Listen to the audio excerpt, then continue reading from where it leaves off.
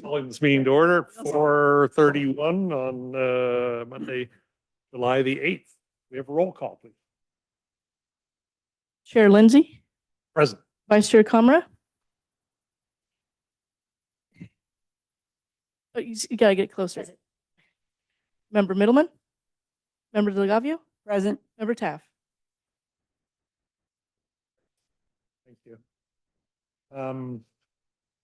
Do we have any changes to the agenda for this evening? Excuse me. There are no changes to the agenda. However, you do have some desk items for each of the projects on the agenda tonight, and the project planners will present those during their presentation. And then just other than that, just a reminder for all to make sure we clearly speak into the microphones for the benefit of those in the room, but especially those on Zoom. It's hard for them to hear if we just speak into the microphones. Thank you. Also, we have a large contingency in public today. Would us just remind everyone there is a sign-in sheet at the back, and could you please, before you leave, sign in so we have a record. Right. Any public communications? This is a call for anything, any request from the public to make a statement that doesn't include anything on the agenda for this evening. Just general comments about anything related to development within the town of Woodside. I wouldn't want to make it too broad, otherwise you don't know what we'll get. Anything not on the agenda. No one in the room? Anyone online? Sarah? No hands raised online. Nope. Great. Okay, anything, the consent agenda for this evening?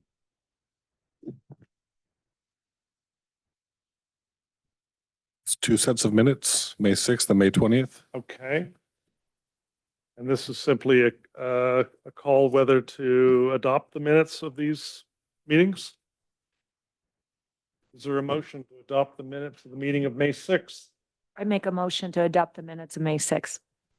And if you don't have any questions with either of them, you can do it in one vote. on both Okay. minutes.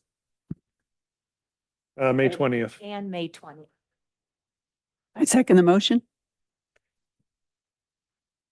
Chair Lindsay, Yes. Vice Chair Kamra, Yes. Member Middleman, Member Delgado, Yes.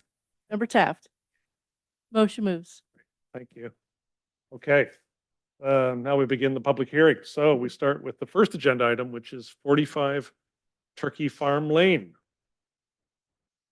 And we would invite the staff to make a presentation. Hello and thank you. I will be introducing the project at 45 Turkey Farm Lane for ASRB review. For this conceptual design review project, the applicant is proposing to demolish an existing residence, swimming pool and pool house, and to construct a new main residence, 2 one-story accessory structures, and associated site developments. So there is one desk item from the applicant, Danielle De Jong, regarding minor changes and clarifications in the staff report. So staff determined the lot area based on the size of the lot, excluding the right-of-way roadway perimeter easement of Turkey Farm Lane, which would bring down the lot size down to 3.01 acres. So there is some differences in the lot size. And the applicant should clarify which or if all of the easements were excluded from their lot size calculations during formal design review. The applicant has also clarified that the visible finish of the building facade will not include metal and will be made up of wood and concrete. The applicant has provided preliminary average slope and floor area calculations, as well as hardscape quantities. And as noted with formal design review, staff will ensure that all calculations are reviewed and are accurate based on the requirements and standards listed in the municipal code. The property size is a little over 3 acres and is in the Special Conservation Planning 5 acres SCP 5 zoning district. The site slopes upward from an elevation of approximately 410 feet on the south side to 480 feet on the north side. And the site has an existing tennis court, as you can see in the topographic survey, and an existing barn that will remain as is. And the project site also includes an existing utility easement running along the front property line, as well as a horse trail easement running along the east property line. And the San Andreas Fault and Buffer Zone runs through the southern portion of the property, as you will see in the site plan later on.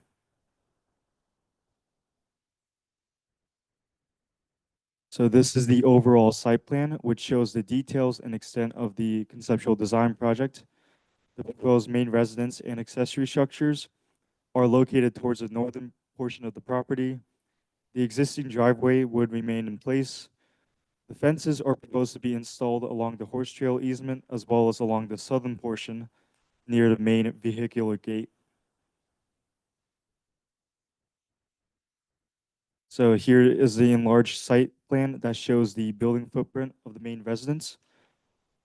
Please note that the dashed lines indicate the location of the existing residence that is to be demolished. As shown here, there is only one existing tree, oak tree, that is proposed to be removed.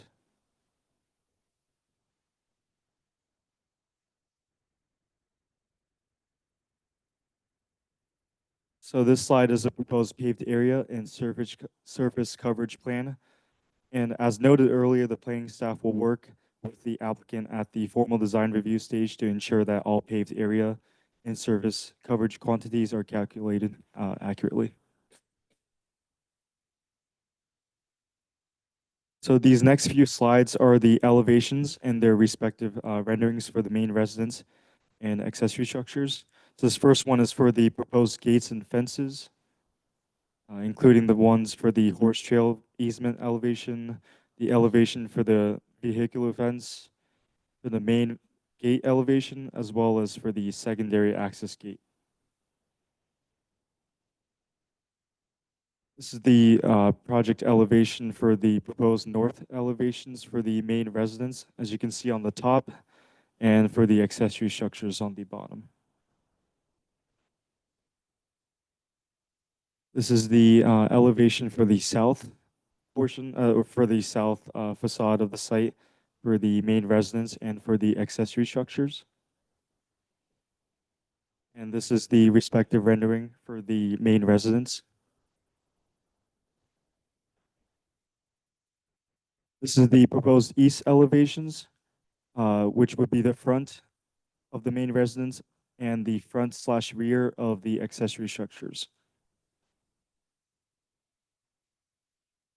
This is the renderings for that, for the main residence. This is for the proposed west elevations, which would be the rear of the main residence, as well as the front/rear of the accessory structures B and A. So this would be the elevation for accessory building B and this one for A. And this is the west rendering for the main residence, as well as you can see both of the accessory structures on the backside here. So these last couple slides are for the remaining conceptual design project renderings. It's just a compiled list that shows, or images that show the different angles of the main residence. And provided for you tonight is the physical sample of the materials board. This is also the digital version of it. It shows the textured concrete walls, the wood walls, wood block exterior pavers, as well as the concrete roof.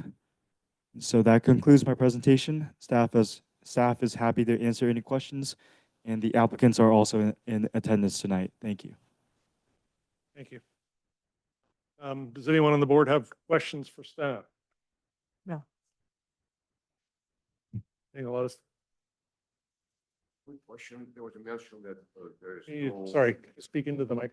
There was a mention that there is no steel, exterior steel used in construction. The panels look like cotton steel to me, but what material is this? Okay, it's just the way it's rendered, but in reality, it is the wood. Thank you.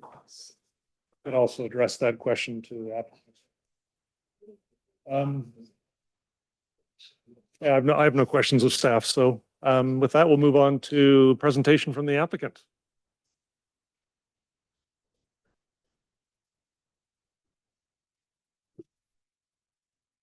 Can you hear me? Yep. Thank you, Kago, for your comprehensive presentation and report for the project, and also appreciate the notes regarding the minor inconsistencies that we pointed out in the report. I'm Danielle DeYoung. I'm a project manager and associate at Marmol Radziner, and I'm here as the applicant representing the architect for the project. I'm also joined by Brent Schroeder, the owner's representative for the project. Kago, if you could please change the slide. This is a little bit of a more graphic representation of the site plan to clearly show some of the elements that we're proposing for the project. As staff detailed, the existing site is 3 acres at the end of Turkey Farm Lane at the end of the cul-de-sac. The lot is very restricted due to its size within this zoning district. There is also a known fault running across the property, the San Andreas Fault. And there's also very steep slopes on the site, making the area that we can build within very restricted, which is why we're staying within the already developed area and mostly close to the existing footprints of the structures on site. The existing residence, the pool house and the pool were built in the 1970s, and they're a dated design with unknown structural integrity. The owner would like to provide a home that is designed to withstand the expected seismic activity on the site, and also provide clear access to the site for emergency and fire services. They'd also like to include space for an artist workshop and also a guest suite in the accessory buildings on site. The design intent is to retain as many of the existing trees as possible on site.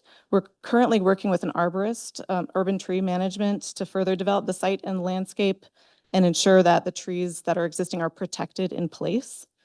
At this time, we have identified one small 7-inch trunk diameter oak tree near the accessory buildings that does need to be removed.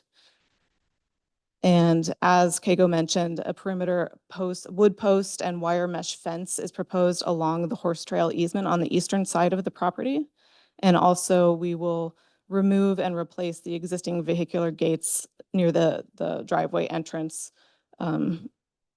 And that's the extent of the fencing revisions on the property at this time. Next slide, please, Kago. And apologies, some of these renderings you already viewed, they covered the presentation well. In keeping with the character of the community, the design team has selected materials that are muted and complementary to the natural surroundings. The exterior of the building is to be both textured concrete and wood siding, cladding in some spaces. The doors and windows will be wood framed also to match the wood siding. The main residence will be built into the hillside a little bit, similar to the existing house, so that it diminishes the massing and follows the slope of the hillside. The windows that are proposed on the project will have interior shades and drapery covering the windows. And this is for privacy, but also to block light from the interior in the evening. In some areas of the upper floor of the residence, the windows have been set back from the furthest extents of the exterior walls so that you don't have large extensive glazing visible. And lastly, as we mentioned in the site plan, the existing trees, including several really impressive oak trees on site, are an integral part of the design and will remain in place. And with the steep slope of the site, these are the trees that provide screening of the residents with their canopies. Next slide, Kago. And we did cover the material palette already. Some of these materials are a little bit unique to the project. The end grain wood pavers are proposed for most of the exterior courtyards and pathways and terraces on the project. And the siding is going to be wood and not metal on the project. Next slide. And this was intended to diagrammatically show the fences and gates for the project to illustrate that while they're needed for the security of the site, they're not going to be blocking views from the street, from neighboring properties, or especially not from the horse trail where there's not an existing fence. It will be no more than 6 feet tall in all those locations and have the open wire mesh to keep the views along the horse trail. And last slide, Keiko. Lastly, appreciate the detailed direction provided by the planning staff and by the review board as we move towards the formal design for the project. And we understand the additional information that's required for formal design that's clear. And we look forward to working with the community to design a beautiful residence. And we're here for questions as needed. Thank you. Thank you. Does anyone on the board have questions? We did a very thorough site visit today, so the few questions I did have, Brent answered them, so. Great. I usually have questions. Okay, So that's good. very nice. Thanks, Brent. I had one question, and that's if the roof does change from the concrete, what might it be? The concrete roof, it may end up being cement plaster to give a concrete look to the fascia, but at this time, it will probably be a steel framed roof with wood infill and then just a finished fascia.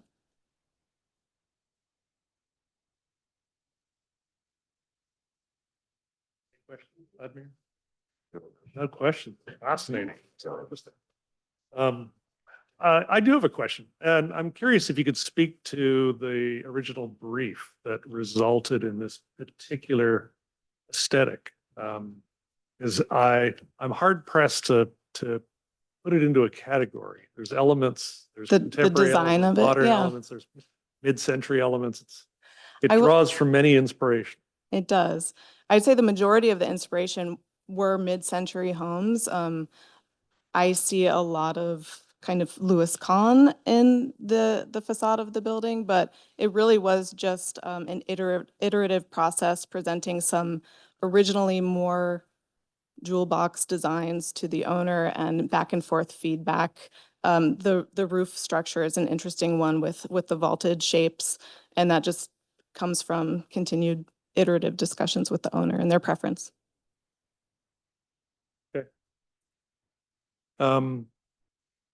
Good. Yeah, I have no other questions beyond that. With that, we open to the public for any public comments with regards Thank to you. this project. Oh, Mr. Taft, you are still able to come to the property if you'd like to see it on site, and you can contact Brent. Oh, you drove by. Okay, great. Thank you. I understand. Reports are of visibility.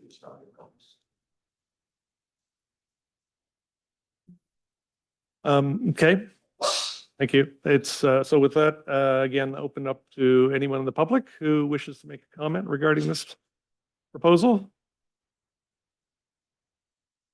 If there's anyone online who would like to address this proposal, please raise your hand. Seeing no one online. Say it really quickly, if I may. We're working with the neighbors pretty closely. Several of the neighbors, Dr. Moretti just returned from vacation. Barbara Ment is still on vacation. We met with 4105 Woodside Drive, Mr. Gibson. He had no comments other than question if about tree removal, because the only thing that he can see from his property is the tree canopy. The only issue we've had is with 560 Mountain Home Road. We have not been able to get a response. We've been in contact with staff at that property, but we have not received any comments. But if we do receive comments, of course, we will try and address them and report back to you. Can I please get your name? Oh, I'm sorry. I'm Brent Schroeder. I'm the owner's rep for the property.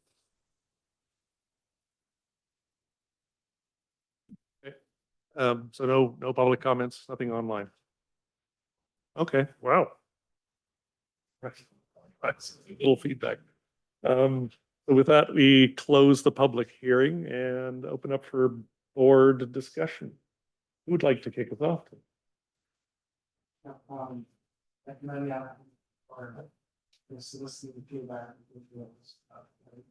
I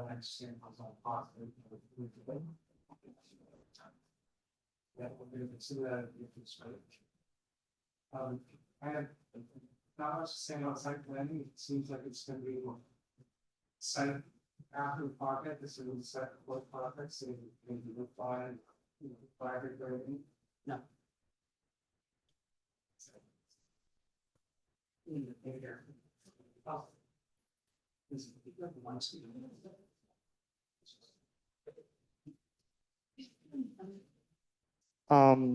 Yeah, I commend the applicant for trying to find a way to achieve their goals while having as little impact on the site as possible. The building design is awesome, unique, metered, feel like it's in line with what we want to see in Woodside, and I'm pleased to see a new unique architectural addition to the town.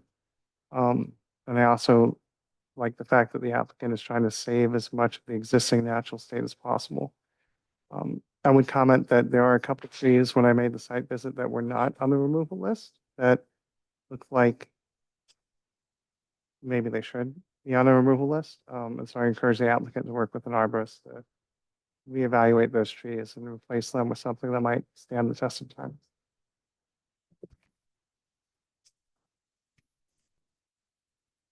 I'll ditto all those comments, and I really appreciate the efforts you've gone to for the neighborhood outreach.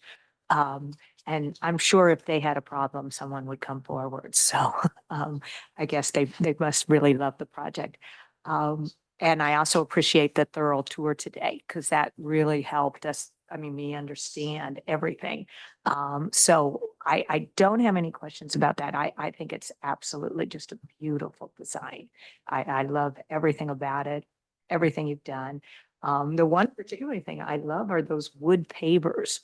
And I'd like to see how those actually look after a year or something. I think they're beautiful. So no comments on the design, the site.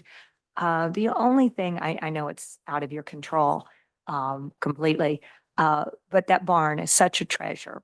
And I'd hate for it to continue just to be a rat trap and a fire hazard. And so if you can just continue to work with the town and see if there isn't anything that can be done. Not before formal just, keeping it in mind. And that really was for you, Sage. I'd hate to see that barn go to the rats. Literally. So that's my only comments. It's beautiful. Thank you.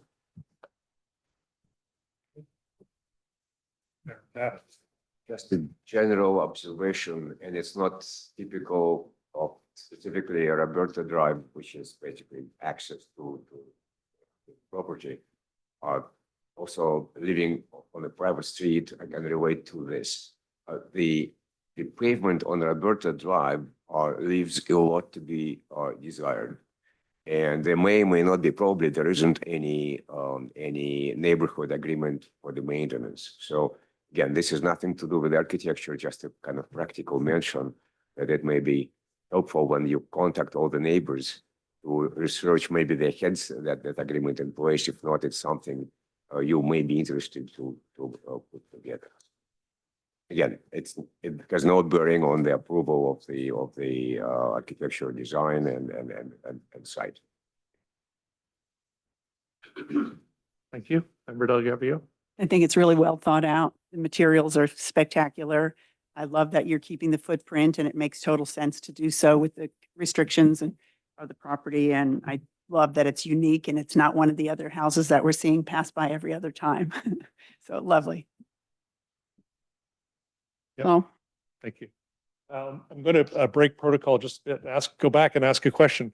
This has to do with the guest suite and whether or not that would qualify as an ADU with regards to the town's intent.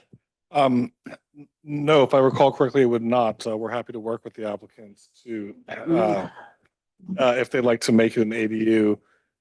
Sometimes people have concerns about septic and septic suitability, but I'm just going to quickly flip open the plans here. There is no kitchen. I believe it will still qualify as a bedroom, so that wouldn't have any impact. And that would still be the same whether it's an ADU or not regarding septic. Right.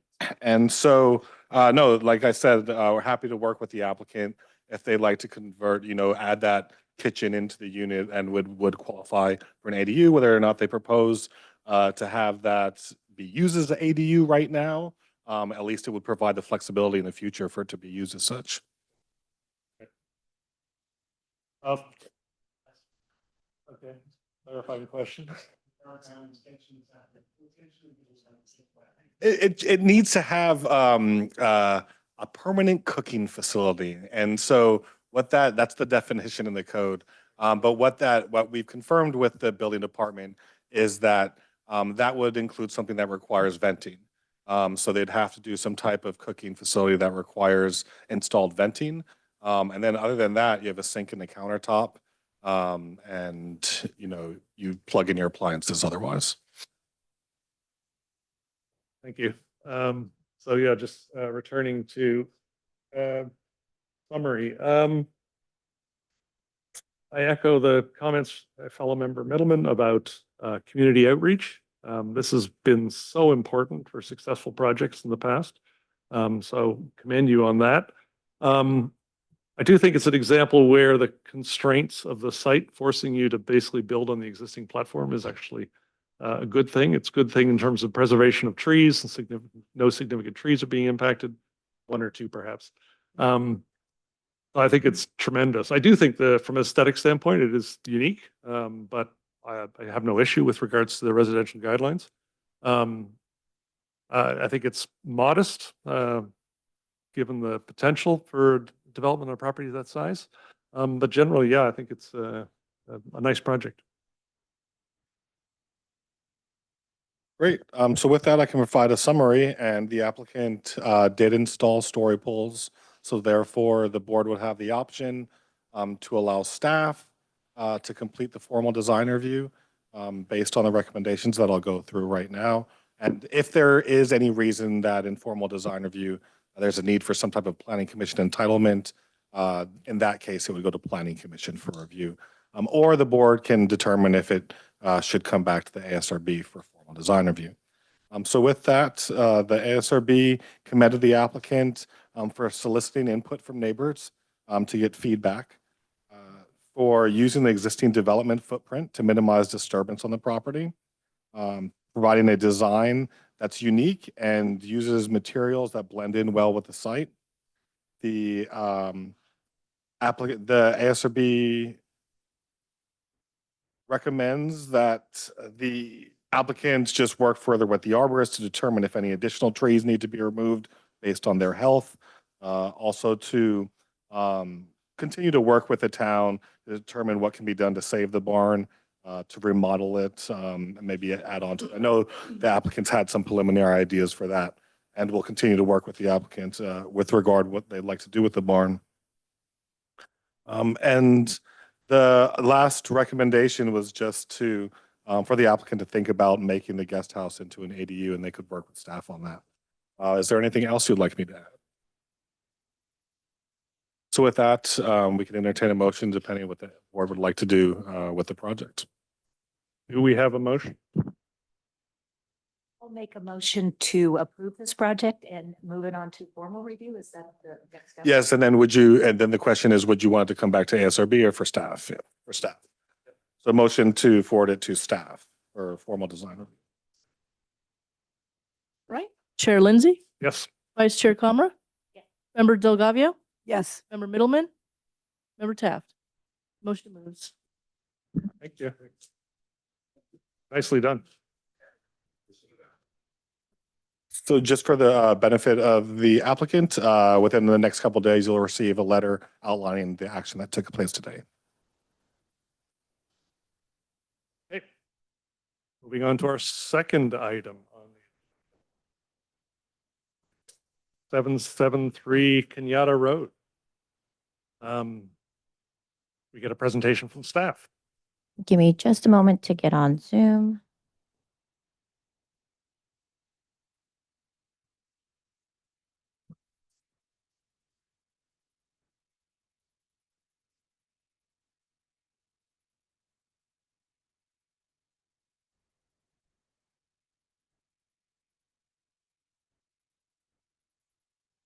Okay.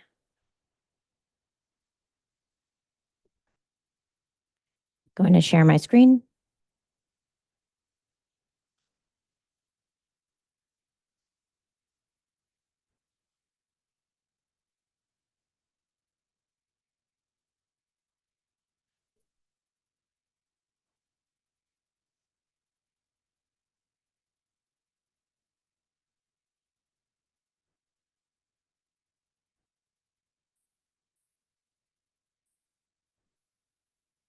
Okay, hello and thank you. I'm Melanie Olson, Associate Planner, and I'll be introducing the project today at 773 Kenyatta Road, which is proposed as a concept map for a subdivision. You received 5 desk items today, essentially posing the item and some of its contents, such as concerns with the intersection proposed at Glen Craig and Woodside Way, community character, the rezoning from SR to R1, and then you also received an additional letter or a desk item that kind of speaks to an example of a modification to the subdivision. I met with 2 of the residents. They both included letters from Steve and Jonathan. So they kind of just, I shared the plans with them and they addressed their concerns regarding the project.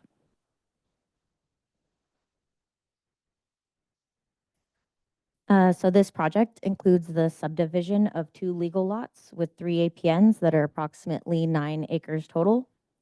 The properties are located in the SR Zone District on Kenyatta Road, adjacent to 280, San Mateo County unincorporated, and Glen Craig Way, as well as other Woodside residential properties.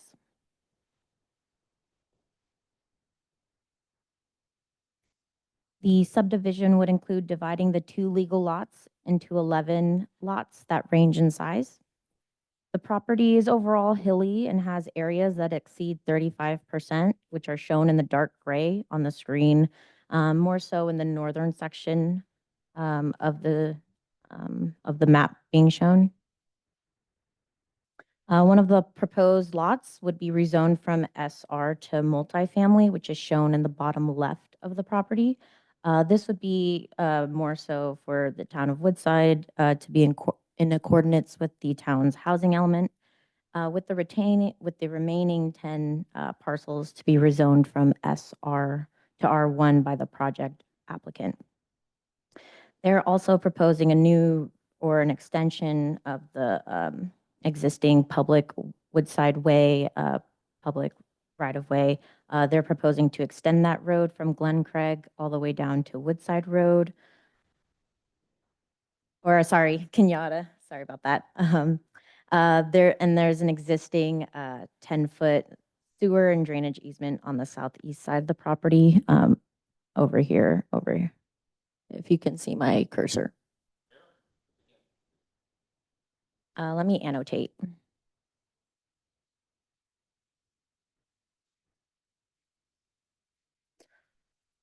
So it kind of goes through the properties over here, and then it cuts through the actual 773 Kenyatta where I'm twirling it. So that's where the existing 10-foot sewer and drainage easement is currently located. Dry Creek.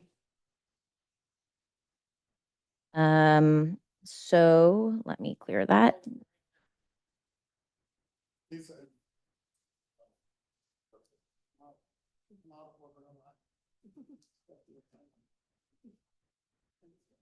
Okay, so just to kind of zoom in to the project that's being proposed, what's shown in teal is along Kenyatta Road. That's where the multifamily, the rezoning from SR to multifamily is being proposed.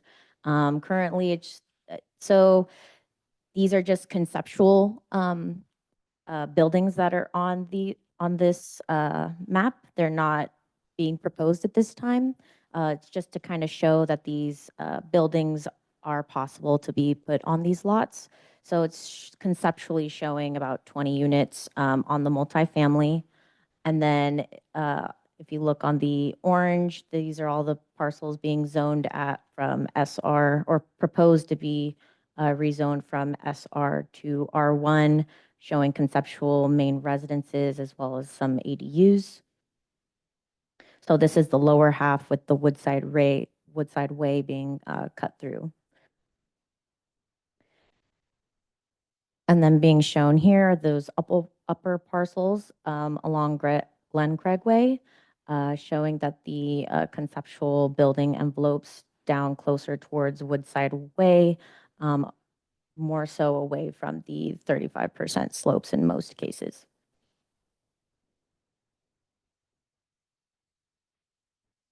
So here the applicant provided an example of a rendering of what the proposed project could look like. Once again, these are not being proposed at this time. It's more so just to kind of provide a visual for what is possible on the lot. So here we have Kenyatta Road, Woodside Way going up, and then the multifamily here along Kenyatta Road, the potential locations for single family, kind of going up across the lot.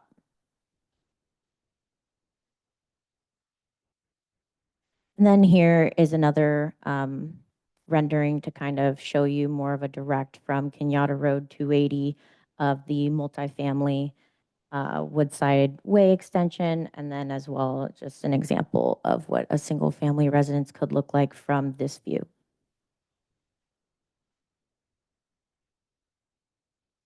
So the project process is in Chapter 152 of the subdivisions of the Woodside Municipal Code, which requires 2 phases to review a subdivision, which include the initial concept map phase, which is more of a recommending process. And then it's followed by the tentative map phase, where action is being taken by the town.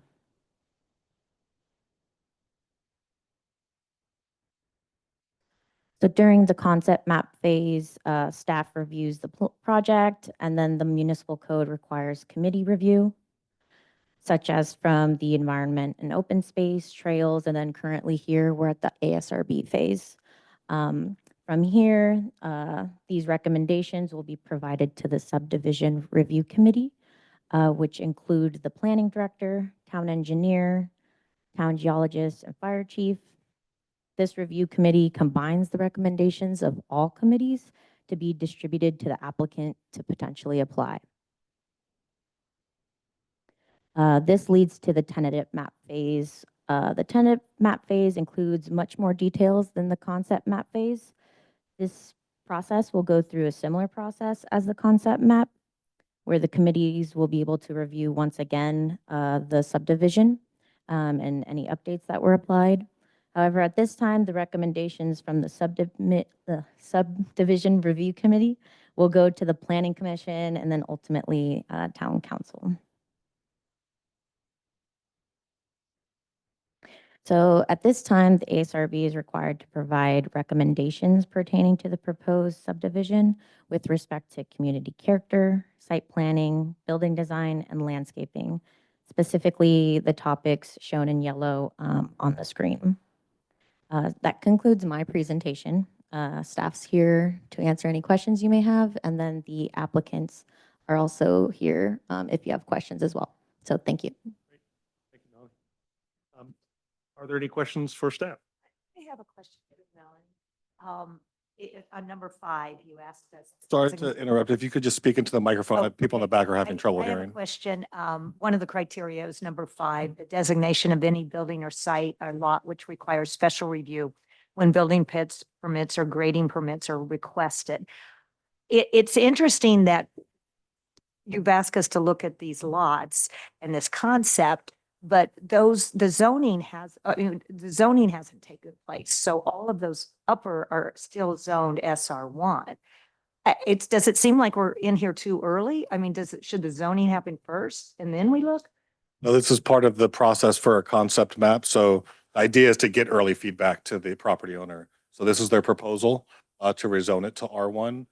They don't technically apply for that until they submit for their tentative map. So they'll apply for the rezoning, a grading exception for the amount of grading being required for the roadway and the building pads. And that's what's being proposed at this time. So this is the project being considered. And the ASRB will provide recommendations based on that project proposal. Okay.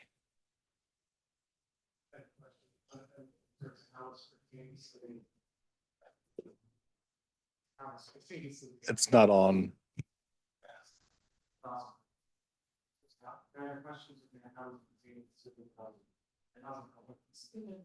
It's not, we can't hear you, Dave. Yeah. It's not. Here, you can have mine. Maybe, yeah, share mics until Sarah can. Is that on or is it flashing? Flashing means the battery is having a problem. Yeah.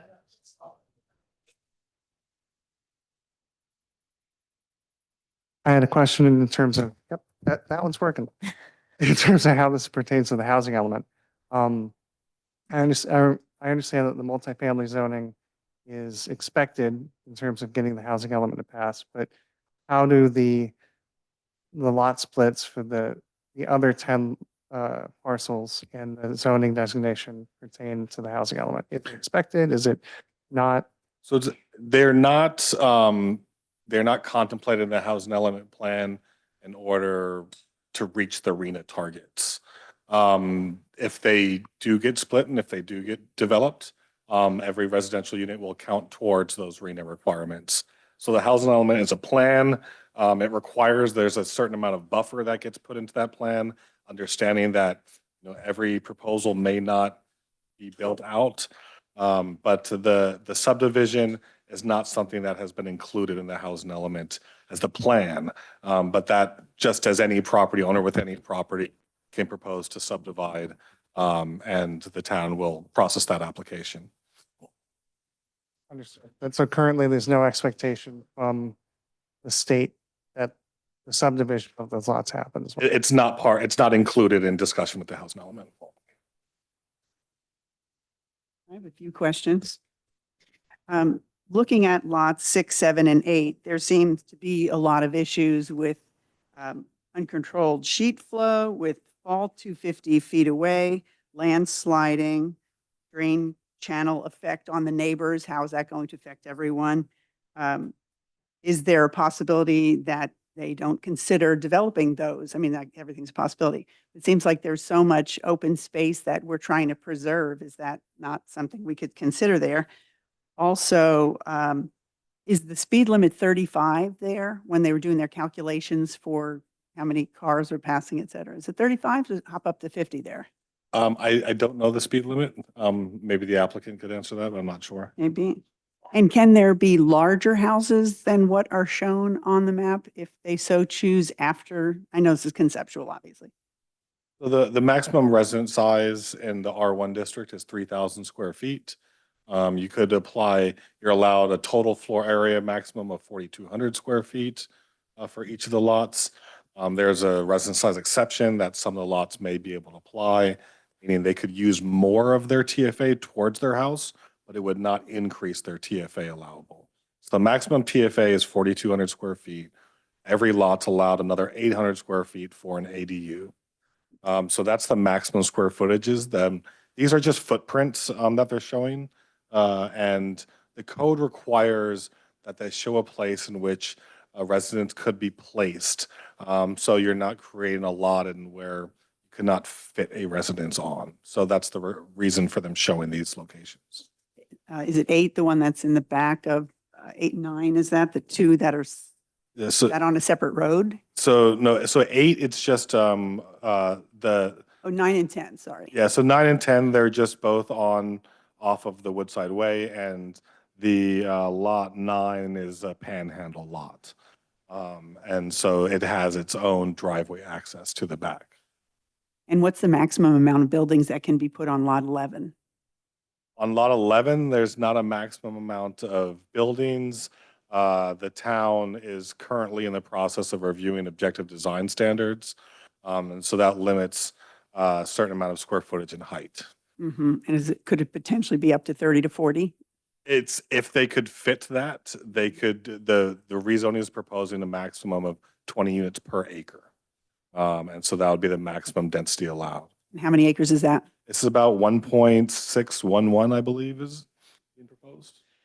I guess those are the questions or concerns I have. And the other thing is the steepness of Woodside Way. Is that something that I'm sure, well, everyone is going to speak to? But it just seems like even when we were there walking the property today, it's going to be just as steep as it is. And they consider altering the path. There, I mean, you'll see all these dark lines shown on this drawing that we're looking at. That's all proposed grading contour changes. So there are some grading. You have to meet the maximum slope standards allowed by the fire district in town of Woodside. The fire district, the town engineer, will also be reviewing this project. That they're part of the subdivision review committee. So once Trails Committee, Open Space, and ASRB completes their recommendation, the subdivision review committee is made up of town engineer, fire chief, the town geologist, and the town planning director. In this case, and in some cases, it includes county health, but that's only when septic is being proposed. So that's not being proposed as part of this project.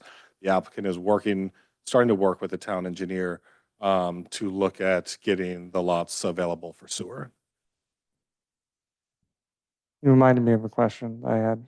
The current objective design standards for the multifamily zoning, does it specify duplexes or townhouses or? No, it talks about certain separations between buildings, but it doesn't specify that level of detail.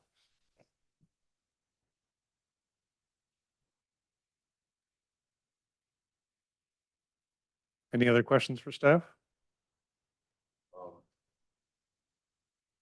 It is what a well conceived question. But adding to what David asked in the beginning, there is no clear intent to maximize the number of units in the context of the housing element that the town is struggling with.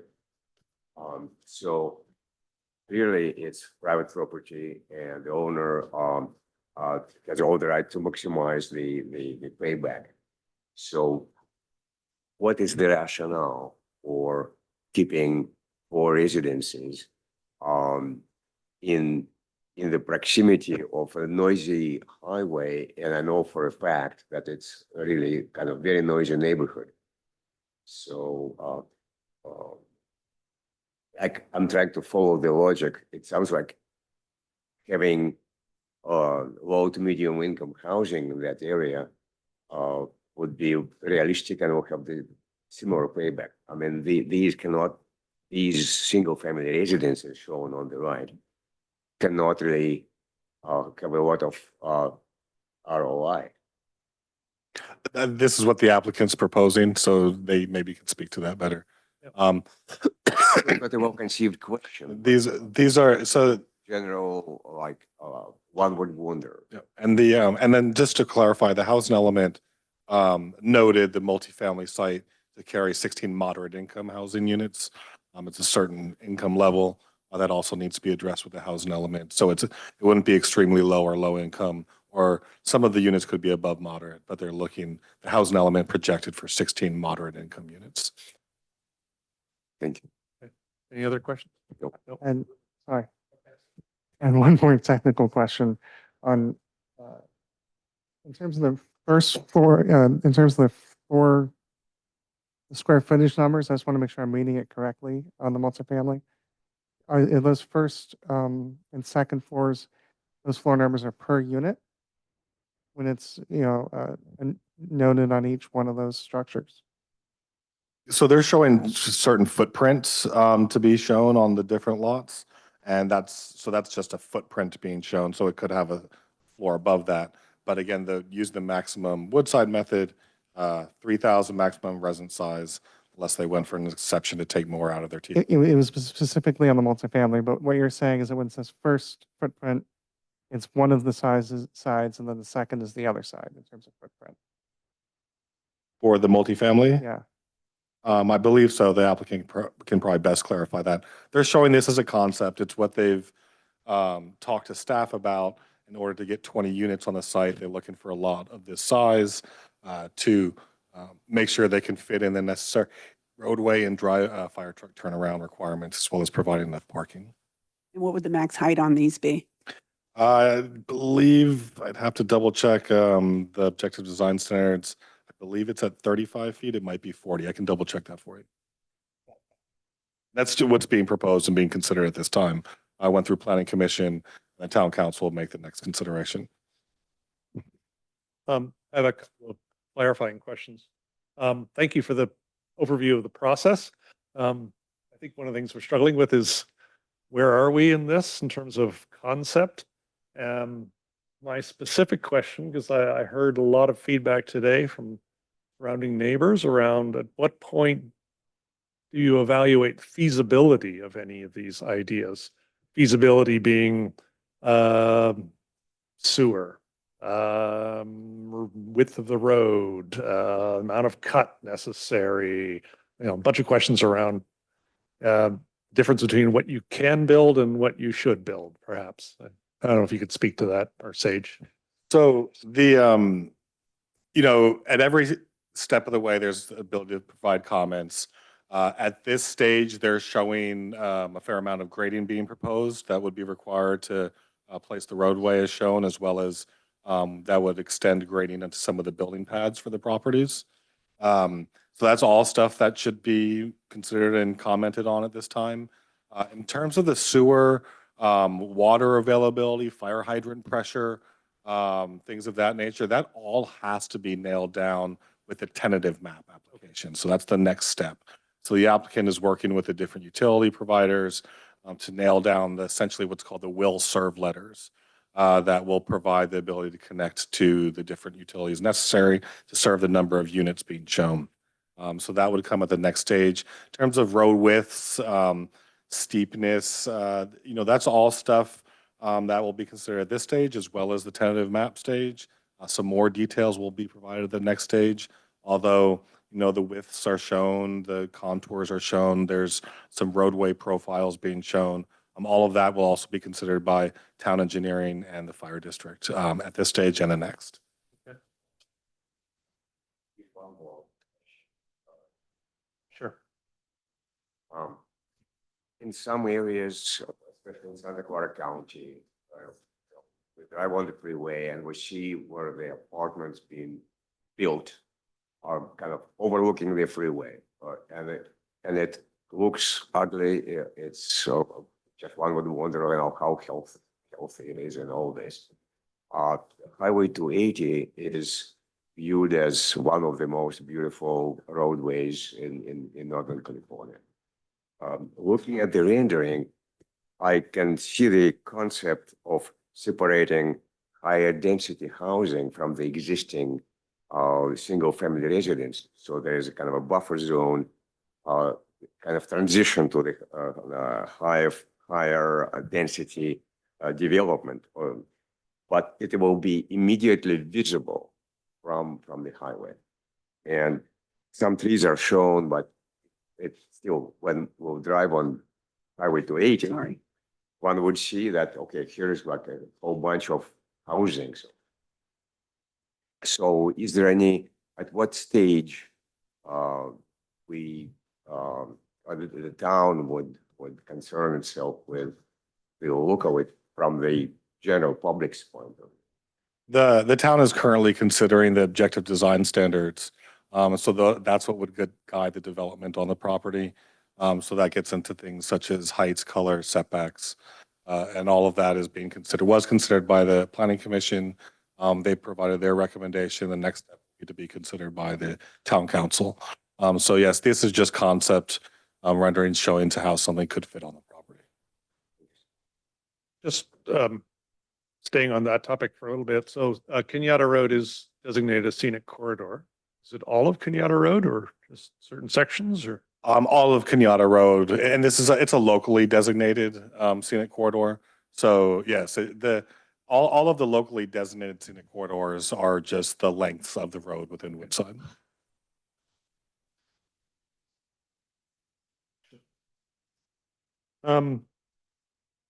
The staff report, sorry, Melanie, the staff report sort of hints that the rezoning of the multifamily is something that's sort of in process now. What's the status on that? I can speak to that. So yes, that's something that as part of the housing element, it's something that the town has to initiate. It's required by HCD to get the rezonings for the multifamily housing in place for full certification. So as part of the objective design standards being considered, at the 4 multifamily sites. The Planning Commission has already, and the Town Council will consider the rezoning of the multifamily housing along with objective design standards. Okay. And as part of that discussion, excuse me, as part of that discussion, is there the potential that the outcome is that alternative lots are proposed to be rezoned versus the lot proposed here?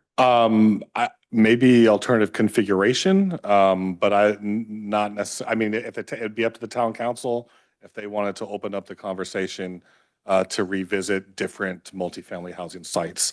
It would provide significant delays in the housing element review and certification by the state. Take public input as part of that discussion? Or?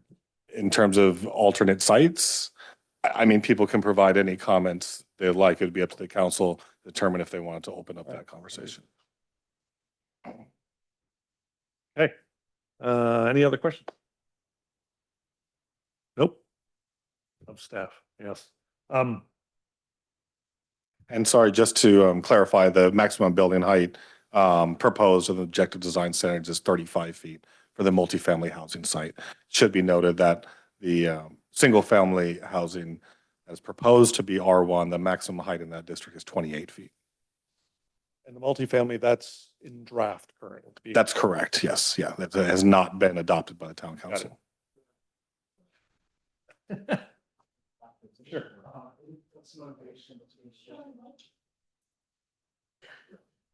Give me a working mic and then I forget to use it.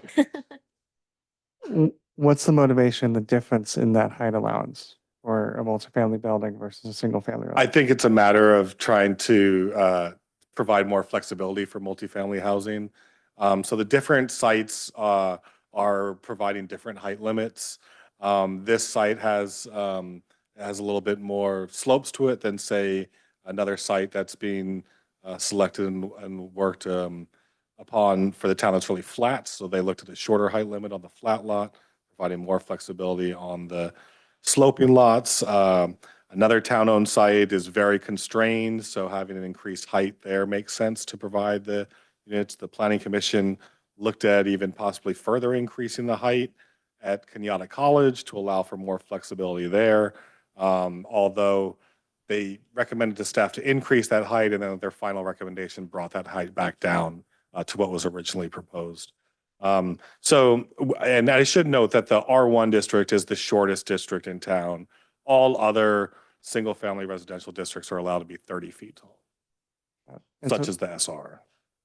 And so the place, and since those heights are defined in the objective design standards, the place to comment on that specific allowance is Planning Commissioner, now I guess Town Council? That's correct. Yeah, the objective design standards are not under review by the ASRB today. Thank you. So we're gonna take a very short break. Less than 5 minutes. Yes, all right. So resuming. At this stage, we'd like to invite the applicant to make a presentation. Thank you very much. I'm Wallace Murfitt, and I'm the owner's representative on this project. My remarks are going to be very brief. The staff has covered it well, but I just want to point out when we first took on the planning for this site more than a year ago, there were at least two major considerations. The first is the fundamental width of the property. Could you put the subdivision plan up there?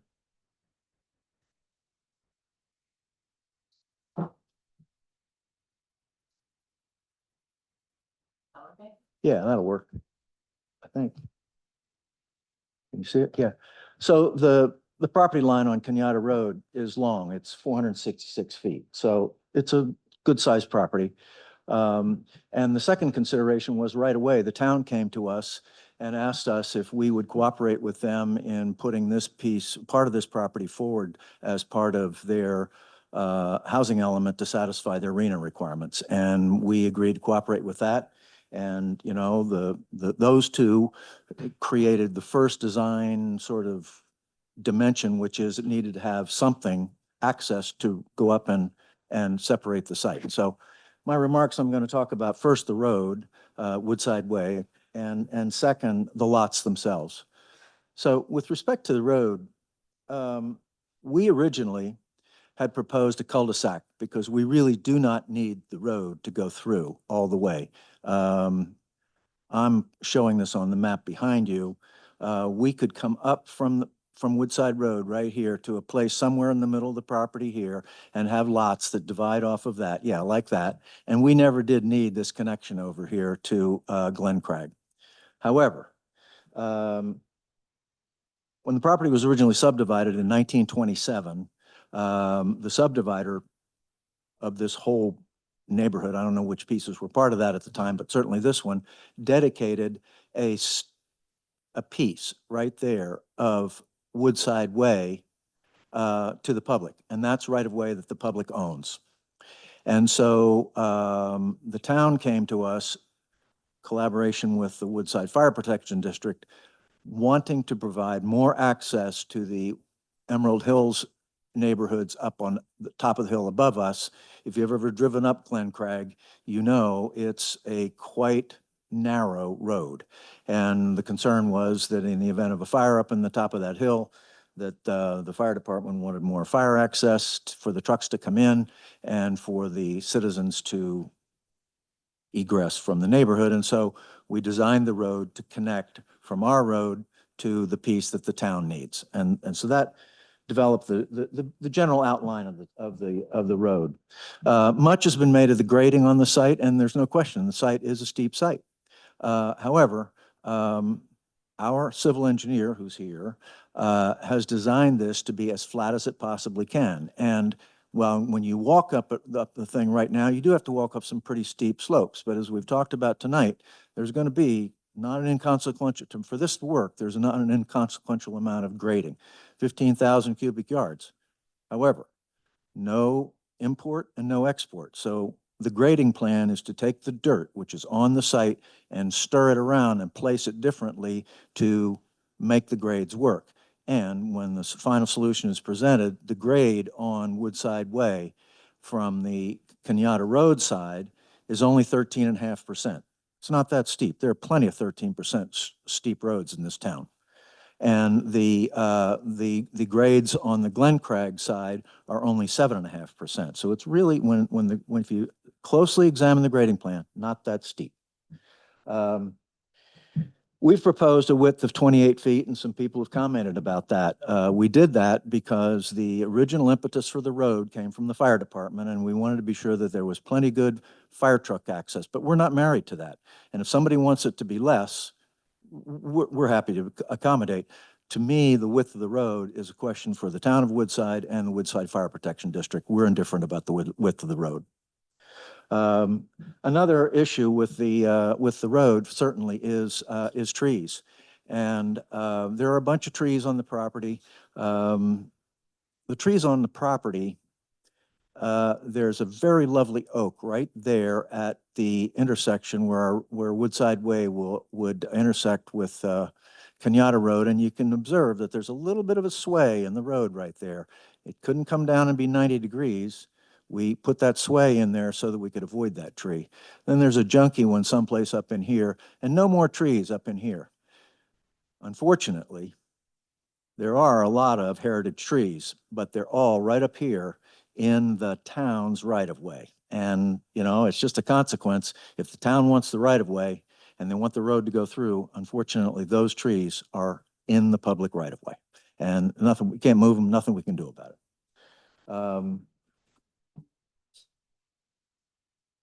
So that's sort of the overview of the road. Talk a little bit about the lots. The lots speak for themselves. The one thing I would say is that all of these lots are in substantial compliance with the zoning ordinance for R1 lots.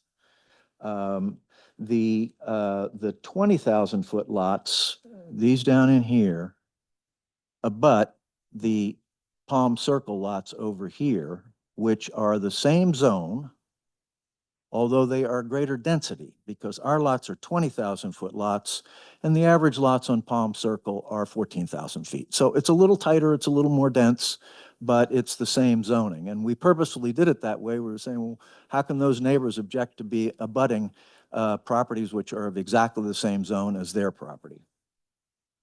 Obviously, the ones on the upper hill, they are larger, they had to be, because the area on those lots, which is less than 35% and buildable, is less. And so, you know, those lots wound up being much bigger pieces of real estate, but the building sites are similar in size. And I want to point out that much has been made about the retention of trees and habitat. All of this up here on the top of the hill, it's about 115,000 square feet of trees and 35% slope undisturbed in the plan. We're not touching it.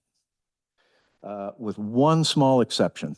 Can you get me over to the Lot 8 grading plan, please?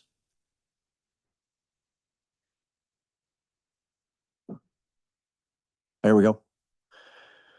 Lot 8 has a bunch of woods and a bunch of grassland, and this is the grassland, and this is the woods.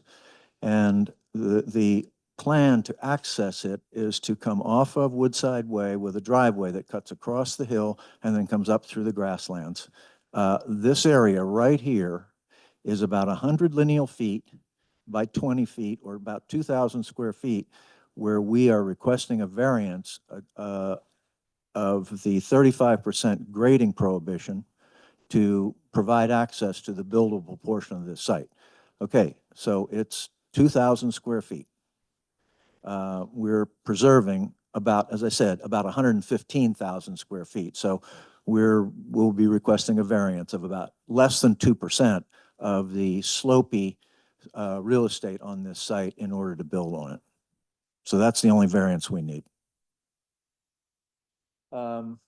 That sort of concludes my overview of the lots. A little bit's been discussed about the multifamily, and I don't want to spend a lot of time on it because it's really not part of this. I don't think it's much part of this conversation.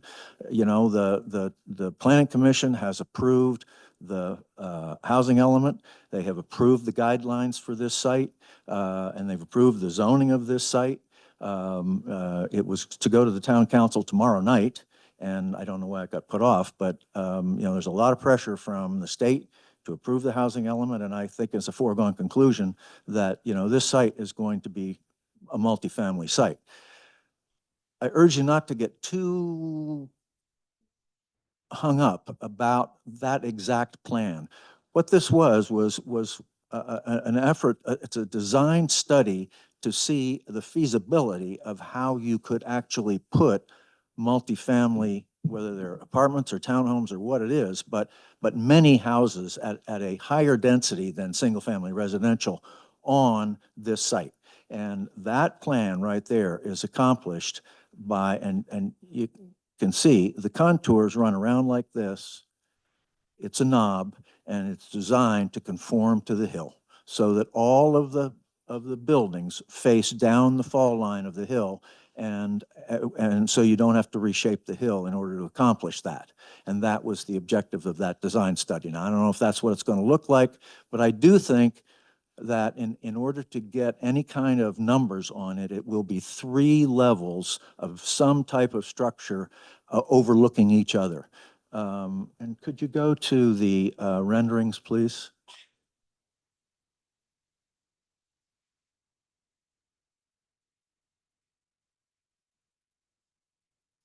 Okay, this one's expository. This tells a message. It's a bird's eye view, and so you see these structures here. Nobody but the birds are going to look at them like that. People who are on the freeway or going by on the road are going to look at them. And now go back one, please. Thank you. Notice that there's a big line of mature trees right here. And there's another big line of mature trees right here. So there are bookends at each end of the site. And the next time you're driving on 280, I urge you to look at the site as you go by. Don't look away from the road, and observe how long the window is actually open to peer into this site between this tree, this stand of trees, are big redwoods, et cetera, and these oaks over here, it's a very, it's a very short interval, and you should be looking at the road anyway. Now, if you would go to the perspective from the next slide, from the perspective from the surface level. Okay. As Sage said, the design standards for the multifamily that's been presented to us are 35 feet. And what you see here is the first row of structures, whatever goes here, whatever plan gets built here, is what will be seen from the road, from the freeway, whatnot. They form a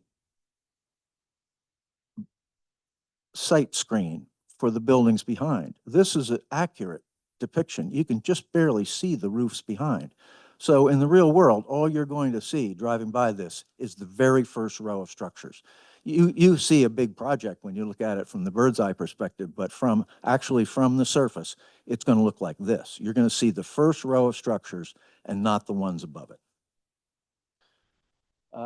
So in conclusion, I want to say is the town's pretty much already, I think it's a fait accompli that they are going to rezone the site multifamily.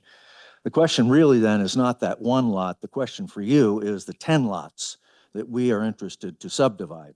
And, all I can say is that the state has assigned to the town a RENA requirement of 328 new entitlements in the next cycle. You have 6 years left in the calendar. And this is an opportunity to entitle 10 lots that are, each has required, as Sage said, to be demonstrated that you could also create an ADU. So it's really 20 entitlements towards your 328 required.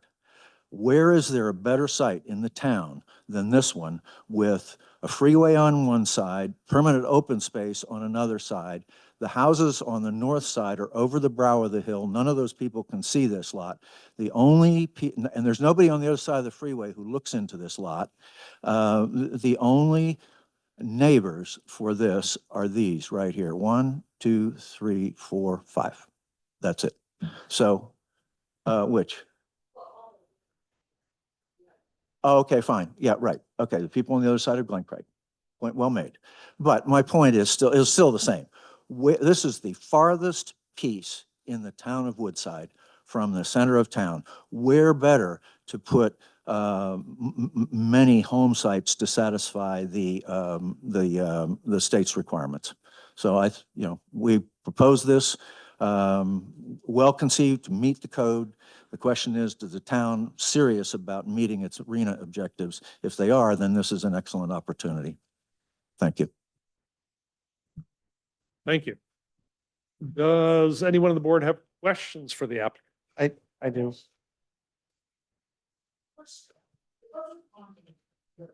Can't hear you. Can't hear you. We can hear I'm you. just curious from Melanie or the applicant. When I go by the property, there is a horse show that goes up to the horse eye at the top of the field. There is a horse easement right up here. Goes all the way to the. I don't know where it goes when it gets to the top of the hill, but we don't care because if it's on our property, I don't know if it's on our property. It's not on our property. Okay, the horse trail goes off our property. But this, this is Woodside. This horse trail is sacrosanct and it's a horse trail. Yeah. I actually had a question. Yeah, go ahead. Considering lots 6, 7, and 8 are all greater than 1 acre, what was the motivation of keeping it R1 versus SR1 in the zoning? It has to do with the setbacks, I think, right? Right. I'm sorry? And the density. Yeah. Yeah. Though that zoning would accommodate it here. It has, R1 has smaller setbacks. So what you'll see is where they can place a building footprint. If it was SR zoning, front setback would increase from 30 to 50 feet, further constraining that lot on where something could be placed. Same with the side setbacks. At this stage, you can't take into account the 30-foot exception. when, Correct. That would just be another exception, yeah. Okay. that was it. Questions? A comment? All right, Can we raise this question? raise it as a question. Um, again, from the general public's viewpoint, driving by, and I drive on that Threshold Freeway daily. What prevents you from committing layered landscaping when actually not what you have in the rendering, but show 2 layers of greenery, so that really only the roofs of eventually only the roofs of the front buildings will be immediately visible. That I think that will go a long way to Yeah. keep it scenic. We're here talking about the subdivision plan, not the plans for the projects. When anything gets built here, you know, the architect has put a representation that there would be landscaping here, but there would definitely be a landscape buffer that goes, you know, there's going to be landscaping that goes on the front here. I don't know what that's going to be, but, and, you know, they'll be small the year they get planted, but go back to the slide just before this. Once upon a time, all these trees didn't exist here either, you know, they grew up over time and those houses have been screened by the trees. And the same would happen here for sure. Yes. Really, because it seems like it might block these houses' views of the hills. Yeah, why is it not a question? Well, I have another question as well. When you're saying that you'll only see the front row of houses, if the next two proceed up the hill higher, why would you not see those houses as well? Because of the sight line. You see, there's a line from your eye right here that hits the eave of the roof of the first one and it projects over top of the roof of the second one and the third one.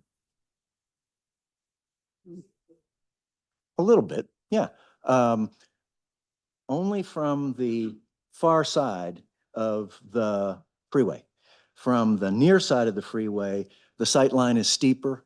You don't see the roofs of the structures, the next ones. And from Kenyatta Road, you definitely won't because the sight line is much steeper the closer you get to the structures. Yeah. And where is the quarry? The quarry I found- is just to the adjacent of the, just north of the property. That's, you know, that's one of the sort of reasons why I think this makes sense to develop this property is that on one side, you have no neighbor at all. I mean, you got permanent open space on that side.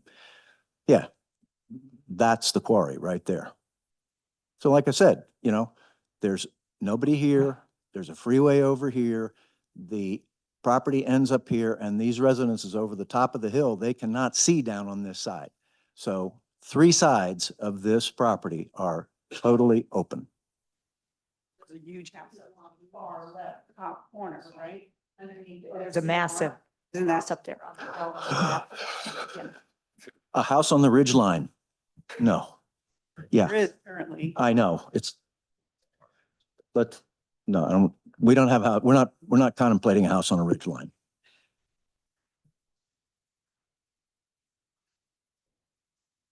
I'm starting to hear more history of how this project developed.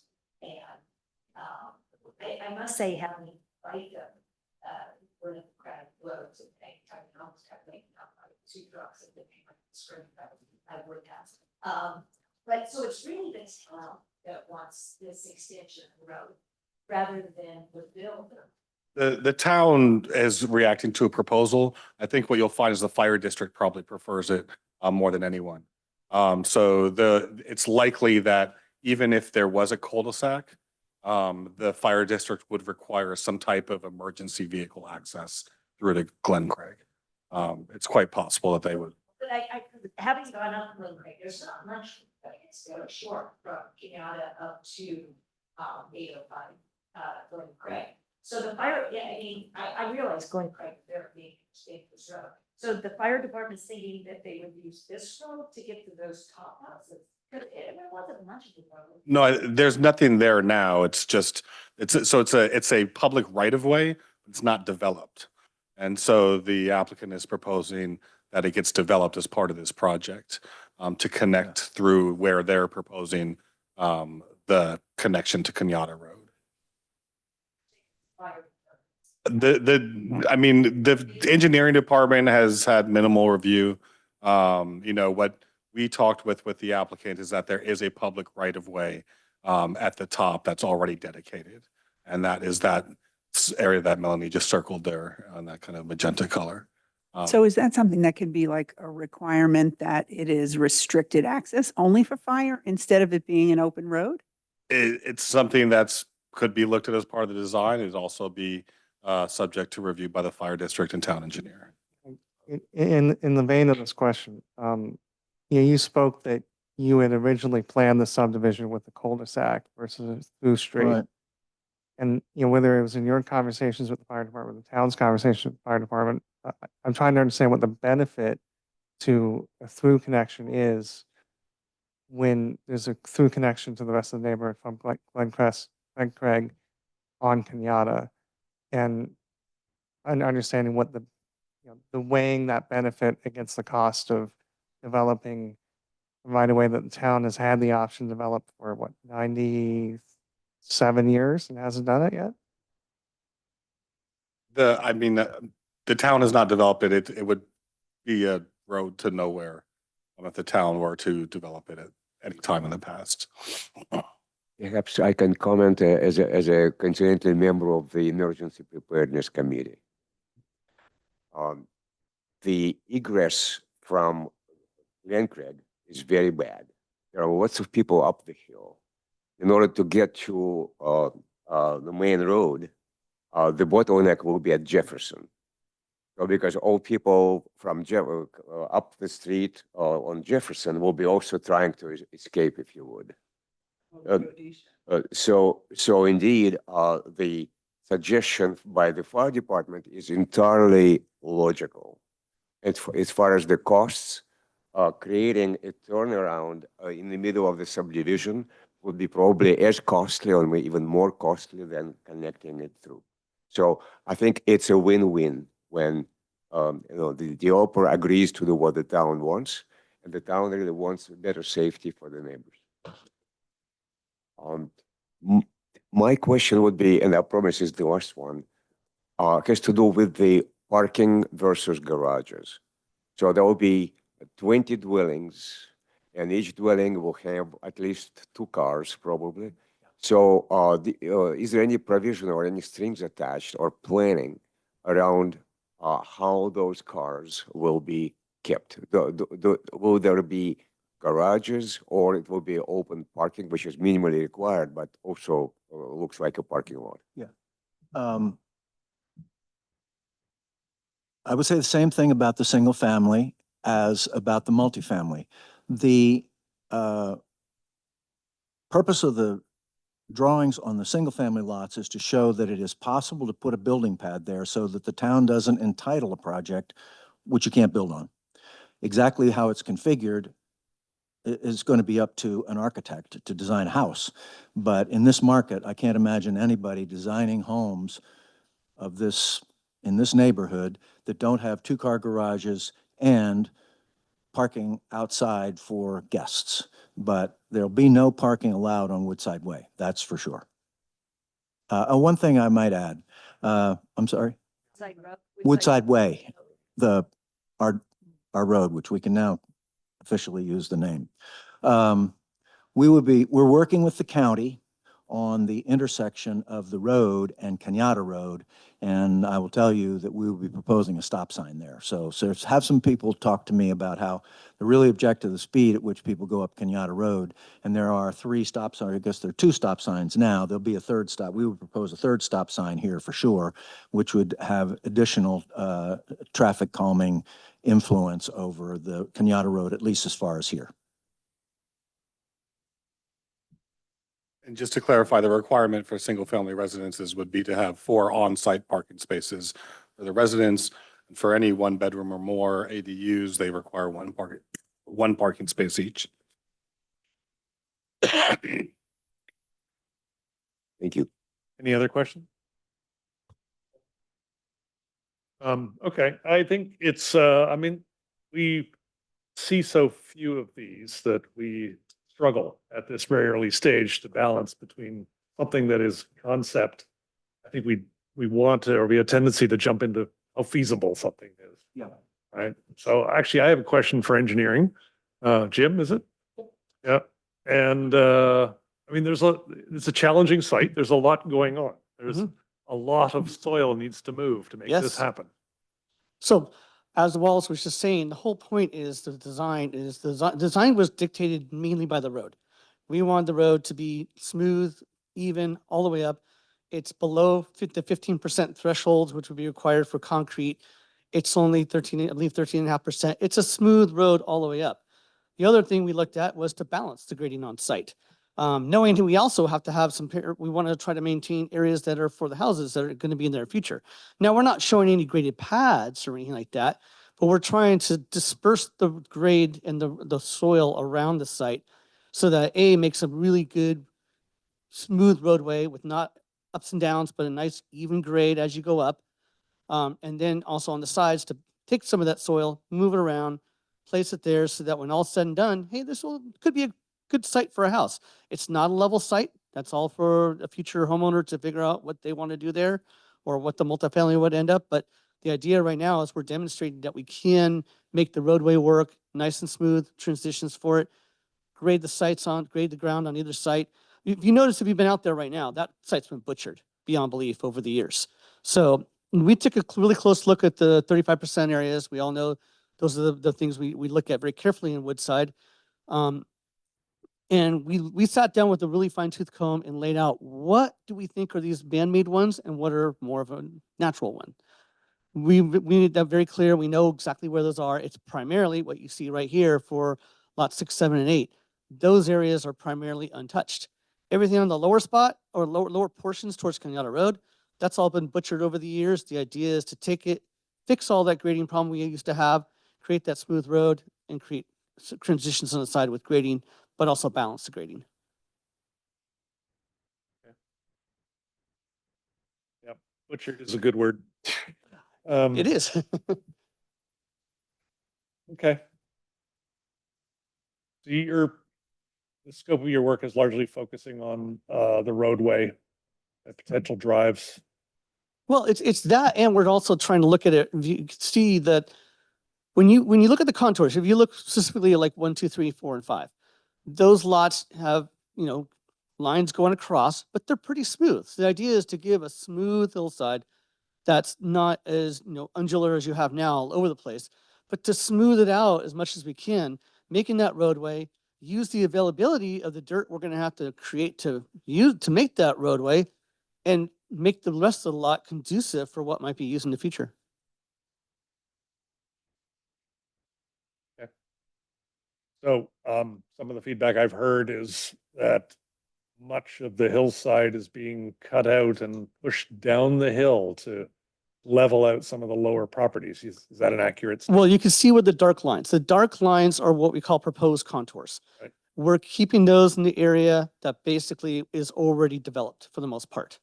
So the idea is that, lots 9, 10, and the ones above, those lots primarily are not being touched except for what you see here. Lot number 8, it literally is going to be developed, or at least with the proposal we're proposing in front of you, to be used retaining walls to bring that grade up there without having to grade all over and change that hillside. Everywhere you don't see a dark line is proposed not to be touched at all. So it does keep the grading on that lower part that has been developed over time. You Not can sure see that the statement weird worked road network in that's your there. favor. All that's being smoothed out to more natural state.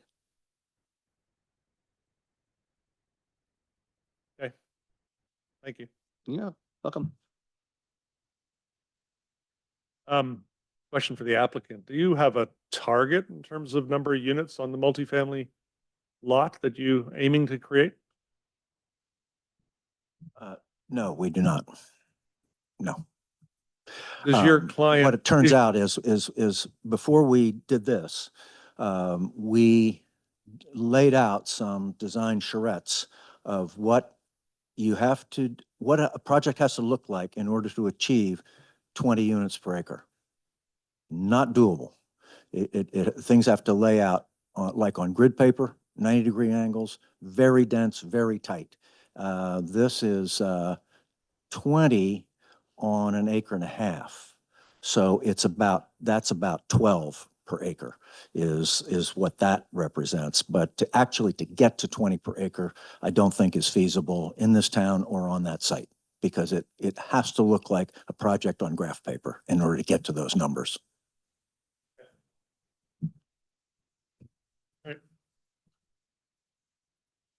I have a question. And this will come later. Obviously. You created one down there,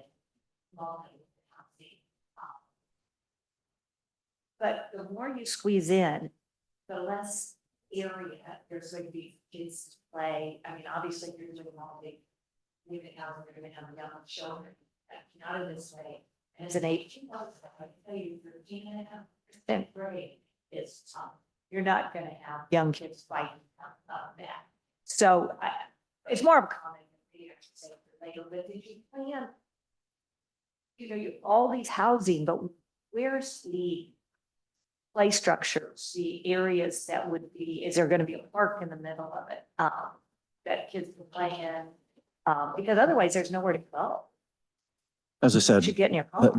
we have not got that. We aren't that far. This was just to see how you could, because it is a steep site, and that's the piece that's got the sort of nose that's exposed. And we thought, we're not going to change the grades of that nose appreciably to, plane it off flat so that you had a flat, no, not going to happen. So we have not done no more than just to look at that. But in terms of, play areas and all that, we aren't there. That hasn't gone on. There isn't a project being proposed. The lot is what's being proposed, and the zoning, of course, but not by you. Yeah.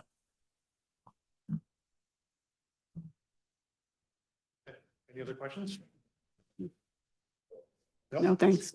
Okay. And let's open it up to public comments. Whoever would like to go first. The only thing we ask is try to keep it reasonably brief. I think a lot of us have already heard some of the feedback already, so we'll just capture what's important. Hi, my name is David Disher. I'm at 802.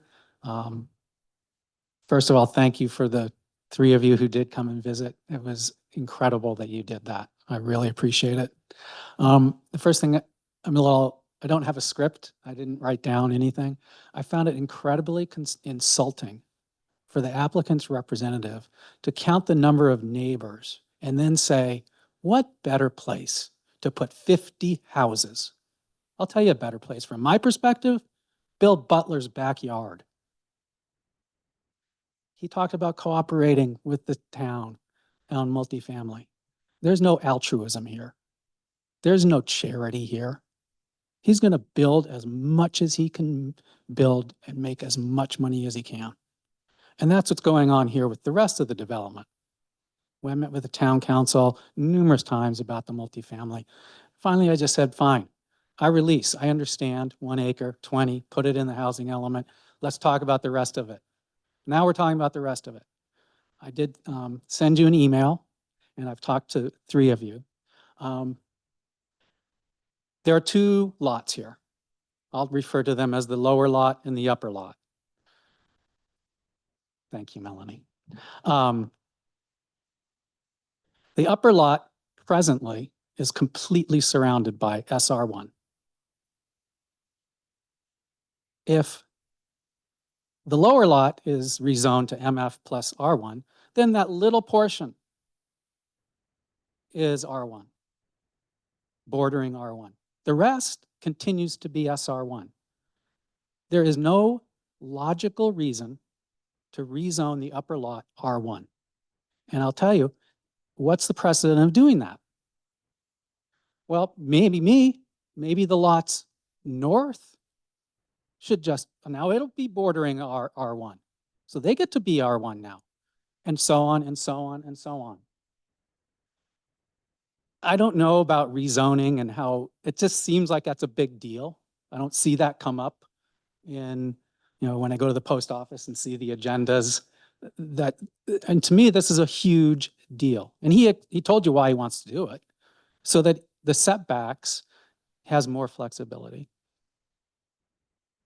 So I did address that in my email. The second thing I addressed is, and I appreciate, Don, that you asked the question, what are we doing here? Because I did hear, well, ASRB says, well, if we're going to subdivide, it kind of has to be buildable.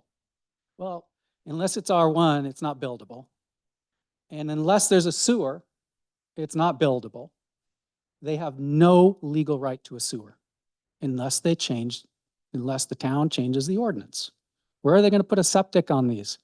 The houses are down at the bottom.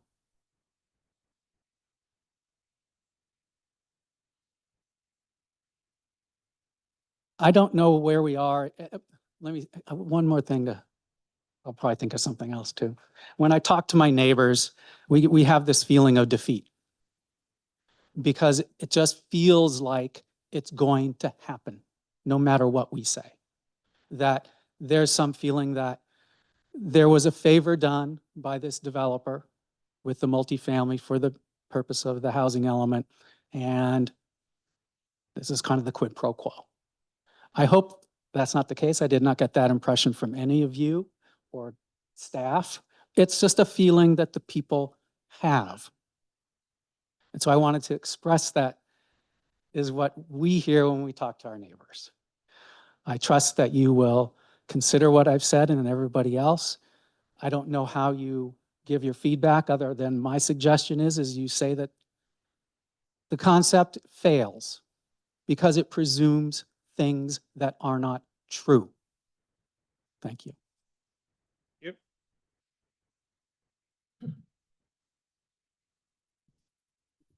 Steve Lubin, Palm Circle.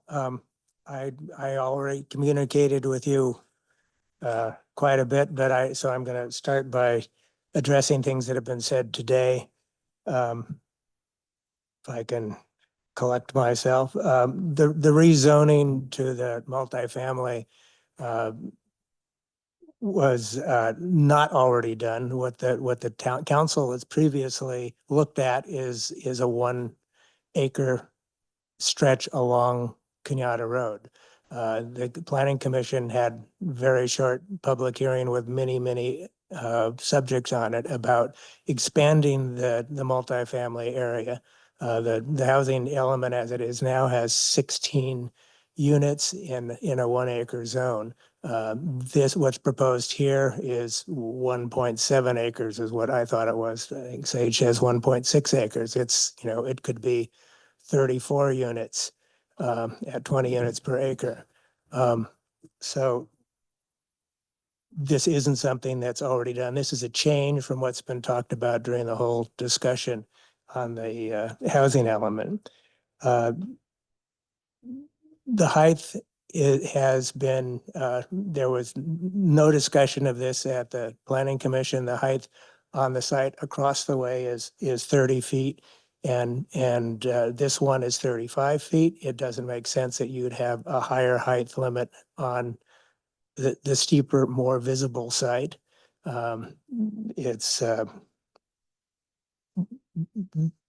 That's insane. The road at 28 feet is also insanely wide. It's going to be a freeway car. It's a lot of extra grading. This town standard for it can be an 18-foot road, which it should be. I do think having it go through is good for people in the hills behind us as having another egress when the fire comes.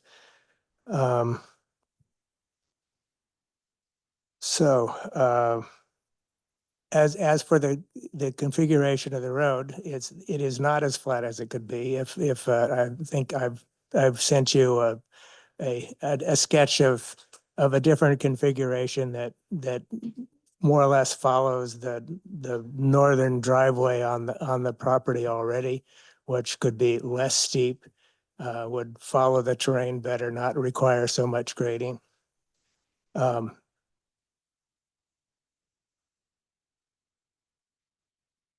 idea that this is just like Palm Circle in terms of the grading, what, Wallace was saying that how can we complain about it?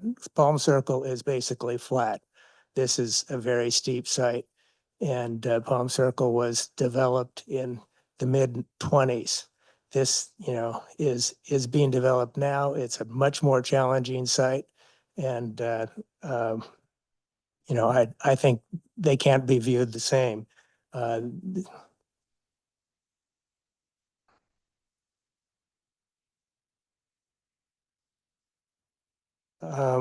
a little, as far as the visibility of the sites, these sites, having the multifamily go higher up the site will be visible from 280. It's not, these are going to be 3-story buildings. What's proposed here, which is, in my idea, I think insane. They should be shorter buildings, and they will be quite visible from 280, from Kenyatta Road, and from the surrounding areas. I'm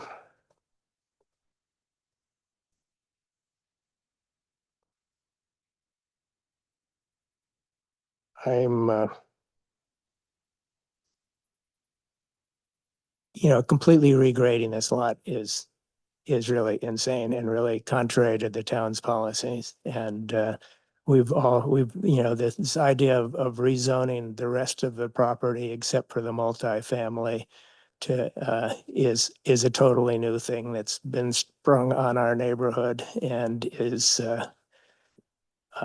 really unfair to us. So I'm a little confused here, but if you read what I sent you, I hope that that helps straighten it out. And if you have any questions, I'd be happy to answer them. Thank you. We do have one resident with their hand raised online.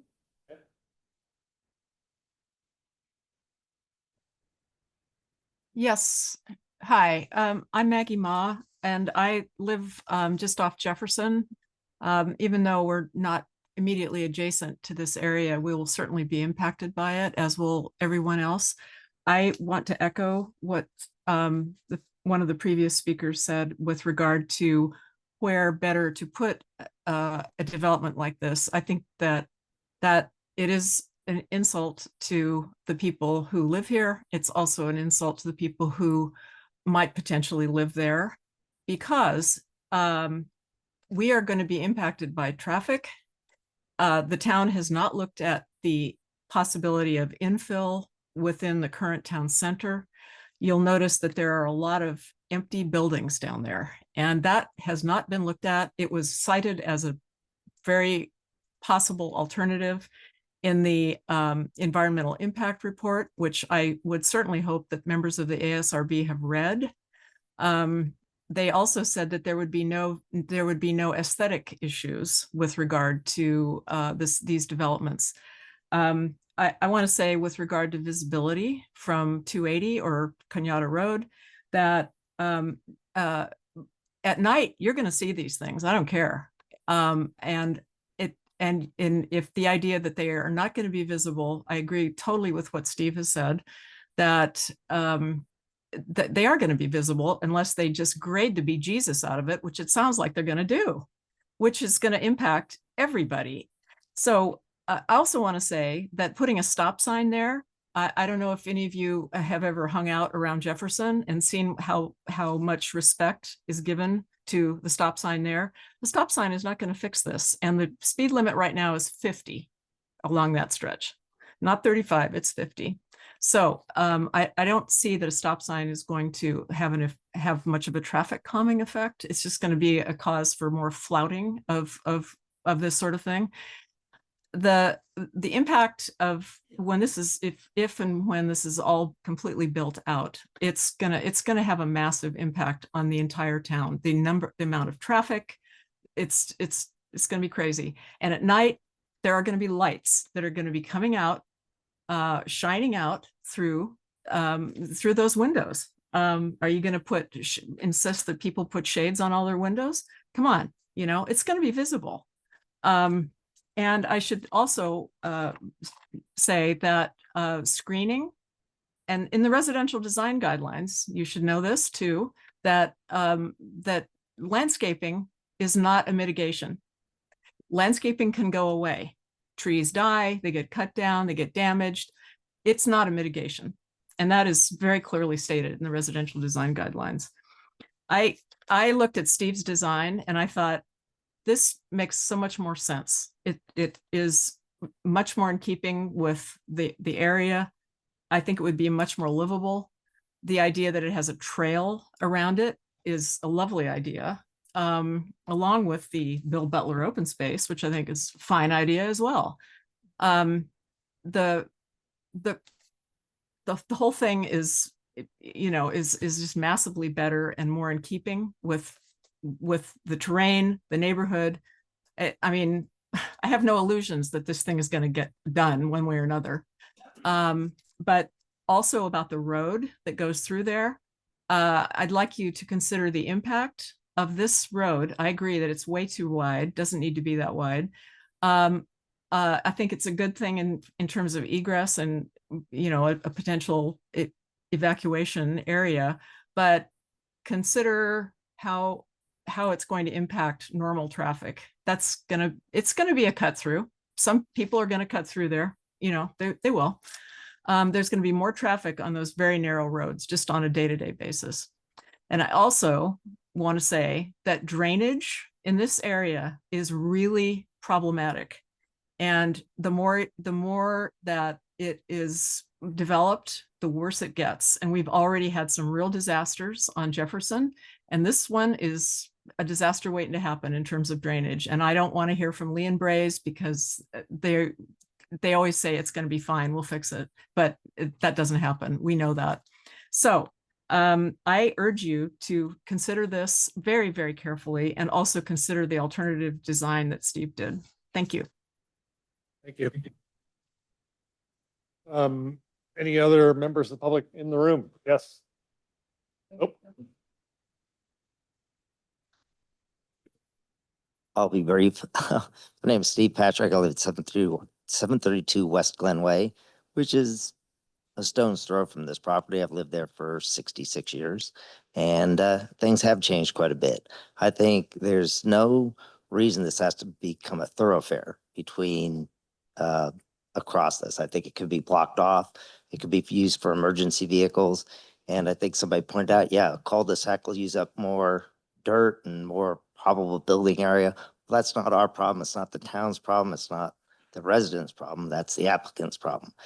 And I do believe that this straight shot off of Kenyatta Road, basically connecting us, this road doesn't meander. If you come off of most any street in Woodside, it meanders. You come off of, Glen Craig, it kind of meanders off of Jefferson. You come off of Midglen, it meanders off. This straight shot, this basically something you might see in, Pleasanton or something where basically it's all linear streets lined up, great.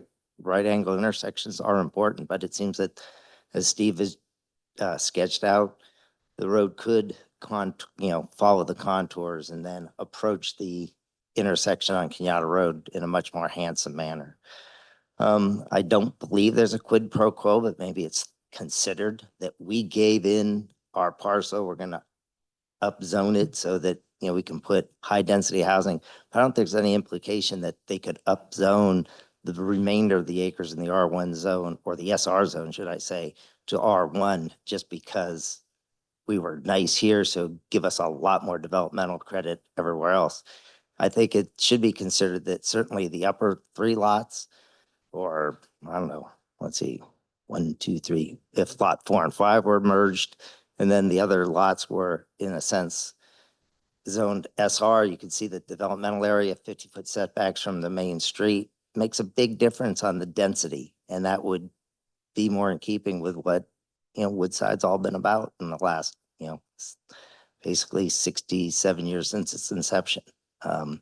Yeah, I don't see any reason to upzone it. And I think it's important that there is some, high density housing. I think Steve kind of did a nice layout where that would work. I think there is a solution here, but I don't think this is the one that should move forward. Thanks for considering our thoughts. We have a hand raised by Maggie Ma. Okay, let's address that quickly. Yeah, I think that a Okay. lot of it, All right. Oh, I'm sorry. I'm not- Circle back and oh, I'm sorry. Just a second. Just think it'll be a quick comment. Yeah. Am I allowed to speak? Yes. Okay, all right. Just one last thing, as there was several comments with regard to the where people might, there might be recreation areas, whatever, and that may be something that is planned for the future. But I will just say that the impact of this development to the open space area next door is going to be huge. It right now it's yeah, it was an old quarry, but stuff starts to take over, nature starts to take over, and it's going to be hugely impacted, not only by this development when it happens, but also by the people who live there. And I think that should be considered as well. If there are no play areas, whatever, that's very attractive out there, and it's definitely going to be used. You can just bet on that. So that's all I have to say. Thank you. Thank you. All right, sorry.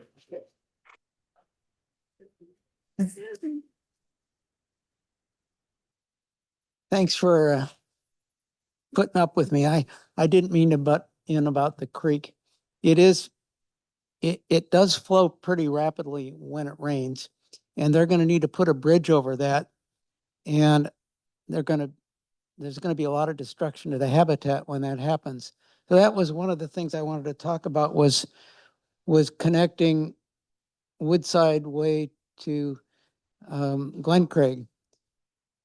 It's going to be an issue, and I don't think it's going to be a great fire exit, although I don't mean to disagree with the fire marshal.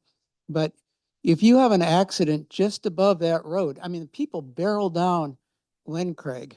They go really, a lot of them do. They go fairly fast. I walk my dog in the evenings, and I put on a white coat, and I wear a light on my head, and the cars just zoom by me. And if there's a fire, people are going to want to get out pretty fast. And that's an intersection waiting for an accident. And if there's an accident there, there's a whole lot of people that won't be able to get out from the upper areas. By the way, my name's Dr. Ken Stason. I live at 635 Woodside Way, just about across the street where you're planning on, or where Mr. Butler is planning on putting his, not as his name, Butler, I don't know. Yeah, Butler. I'm one of the residents that felt discouraged, and why should I come, because it's already happened. And I see that there's other people that feel that way too, and that's why I'm here. And by the way, while we were talking and you brought up the playground, my wife's an elementary school teacher. She's taught for 30 years. And the first thing she said is, where are the kids going to play? I mean, this is a really steep area, and where's the playground? And we moved here in 96. And of course, the reason why we moved here is because Woodside's Woodside. It's a great place to live. It's got good schools, trees line the street. And I kind of there was a UPS guy that I met when we first moved here. And he said, we call this Spaghetti Hill. And it's because the roads are narrow and windy and there's trees. And we like that. That's why we came here. And I think rezoning, I mean, we're SR1. All of a sudden, you're going to zone it R1. And that just, I'm not my property. I mean, but all these other properties. And I don't think that's fair. I mean, we moved here because it was an SR1. We moved here because of the community, and we really like that. So I don't know, that's my 2 cents, and thank you and good luck. Thank you. We got a hand raised online by Donna Howe.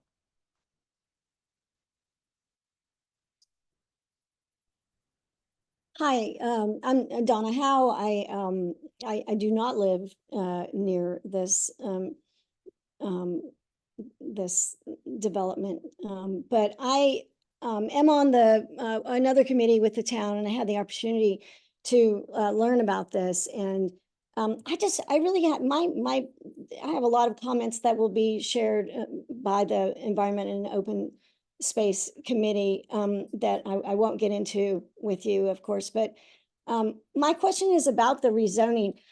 I just, as a property owner in the town of Woodside, I don't understand, and I would love if someone there could answer the question of, number one, what gives this property owner I understand if someone says, oh, I want to rezone my property, the town has to accept that request to evaluate and answer. But my question is, what gives this property owner the opportunity to get that? And if the rules are changed so that any property can resubmit for rezoning, I think that really affects all of us and our entire town. And I have a lot of concern about that. And I would like to know if you could tell me how would the public get the opportunity to ask questions about this rezoning, and how do we get involved in that? How do we talk to the town about that? Who makes that decision? And thank you for taking my call. Thank you. Sage, do you want to address that question? So as was noted by the speaker, any property owner can propose rezoning of their property, whether it gets approved or not, that's part of the process. So that's what's being proposed today, and that's what we're reviewing. And sorry, the second, in terms of learning more about it, yeah, we encourage anyone to meet with town staff. These hearings aren't really set up to kind of do a lot of back and forth questions, to really go through details together with plans. So it's always good to set up an appointment. On this case, Melanie is the project planner.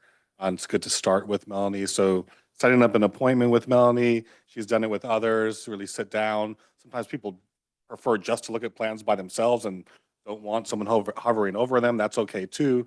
The plans are public record. They're copywritten, but they're public record, so people can come in to look at them. We're happy to walk people through the plans and all the different details of the proposal. That's the best way probably for individuals to get their questions answered. Question about zoning. So we don't tend to do a lot of subdivisions, but is it common in a subdivision proposal that entire area, a new zone is applied for as part of that? Yeah, as you've noted, we don't do a lot of those. Since I've been here for 16 years, we've probably, counting this application, probably processed about 5 subdivisions. There's a couple more in process right now. And I note of one property that it was on Greenways Drive. If you know Greenways off of Alameda de las Pulgas, was part of a more recently annexed part of Woodside, probably in the early 2000s, I believe. And zoning had to be applied to that street.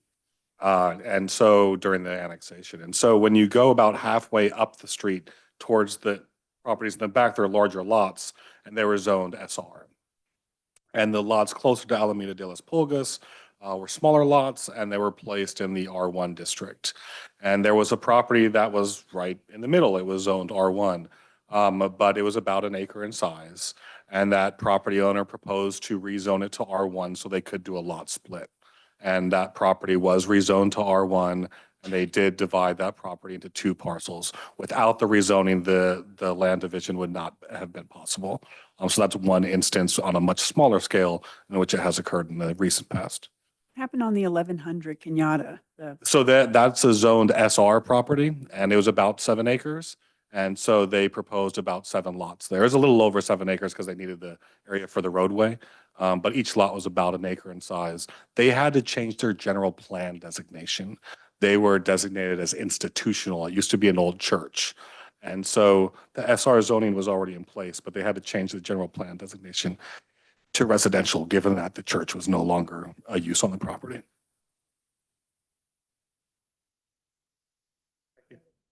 Is there any other? Oh, Yeah, additional public a comments? little history on that. I mean, I was on the planning commission for 77 years in the 70s into the 80s, or maybe not quite into the 80s. And at the time, we called the R1 zone the R1B4 because it covered areas that had been developed before the town was incorporated with small lots already. Except for, as Sage suggested, that has never happened before. So I think, on this scale, this is really unprecedented and quite a surprise to us in the neighborhood, because when the town council was considering the housing element, they were looking at 1 acre along Kenyatta Road, low on the hill, with 16 units on it. This is very different from that. Thalia Lubin, Palm Circle. Okay, where do I start? I'll throw out my objections. I'm opposed to the 28-foot wide road. I think the configuration of the road is horrible. I think this is a massive, massive development that requires the most consequential zoning change that I'm familiar with in the town, and I've lived here over 40 years. I was on the ASRB.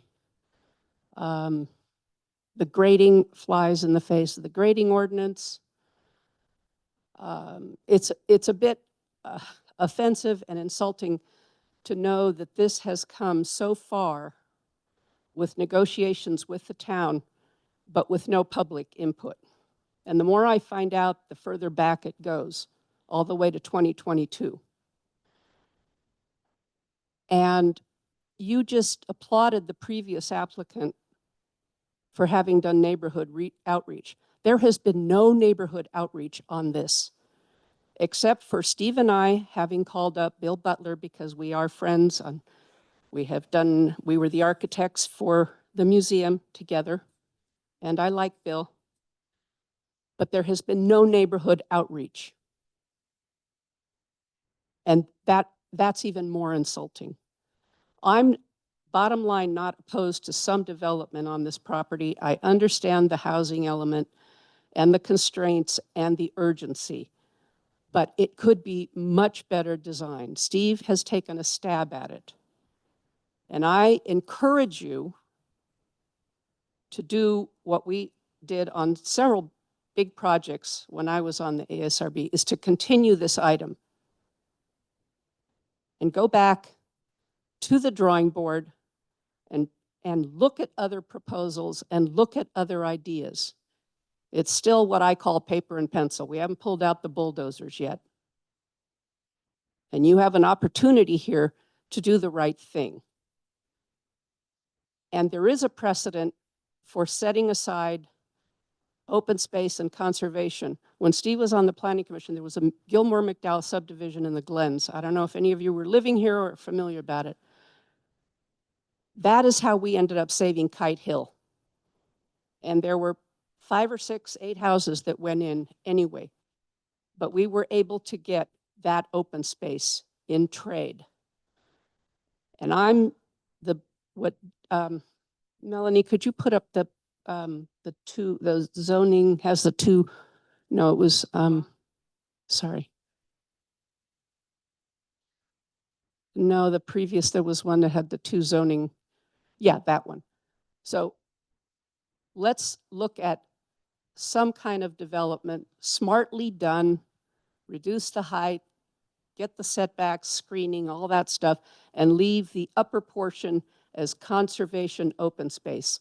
If you look at the drawings that Steve sent in, you can see the wildlife trails, and we have a critter cam in the back of our property. And I can tell you, you pick the animal, they've all come through there.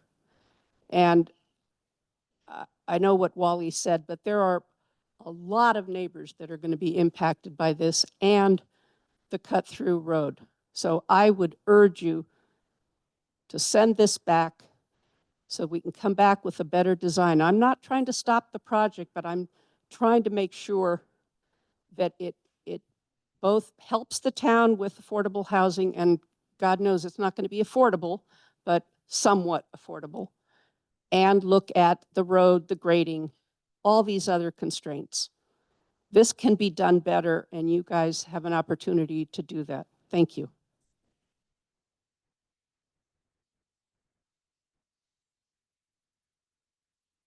I almost feel guilty. I'm sorry, I'm a little emotional, so I'll try to go quickly. I'm Stephanie, and I want to start by saying that the residents of Emerald Hills purchased their homes, not properties for development for profit, but homes, in reliance on the current zoning code, Woodside's general plan, and the Emerald Hills Lake specific plan. So to start, without any rezoning or changing the law for sewer hookups, another astounding change. This developer has the right to build, the absolute right to build 33.6 houses on the multifamily zone. On the remaining 3 acres of the lower lot, he has the right to build 3 houses and 6 ADUs. On the upper lot, with the current zoning, it's probably only buildable to build 1 house and 2 ADUs. So that means that allows 12 additional homes in addition to the 33.6 that he has the right to build. And maybe I'm being defensive, but I thought I heard him say, I don't think I can get 20 per acre, but if I could, I would. So the 12 with the 33.6 is without any changes, 45.6 homes, the right to build 45.6 homes on a 10-acre lot that was an equestrian property with 1 house. So why would he rezone? Why? We talked about it. It's the setbacks. He can fit a lot more. Now what he's proposing after he changes the zoning, he has, oh, you know what? Let's not use this because I realized I was brushing and I have it in the wrong order. So let's not even use it. Thank you though. I really appreciate it. I sent it late and everything. Okay, so then if everything gets changed, he has the right to build 63.6 units on this property. So let's remember when we got the number from the state, the staggering 328 homes that they told us we had to build. Well, let me see. Without changing anything, with his right to build the 12 homes and the 33.6 multifamily with no changes, that's 14% of the housing element right there. If he changes it and he gets the right to build 63.6 houses, that's 20% of the housing element. If you want to pull out your phones and do the math with me, I'm happy to go through it with you. But that is 20% of the housing element after we got blown away by the number 328. That's now going on one equestrian property, one very rural equestrian property, which is supposed to be the goal of the town. Oh, I just lost it.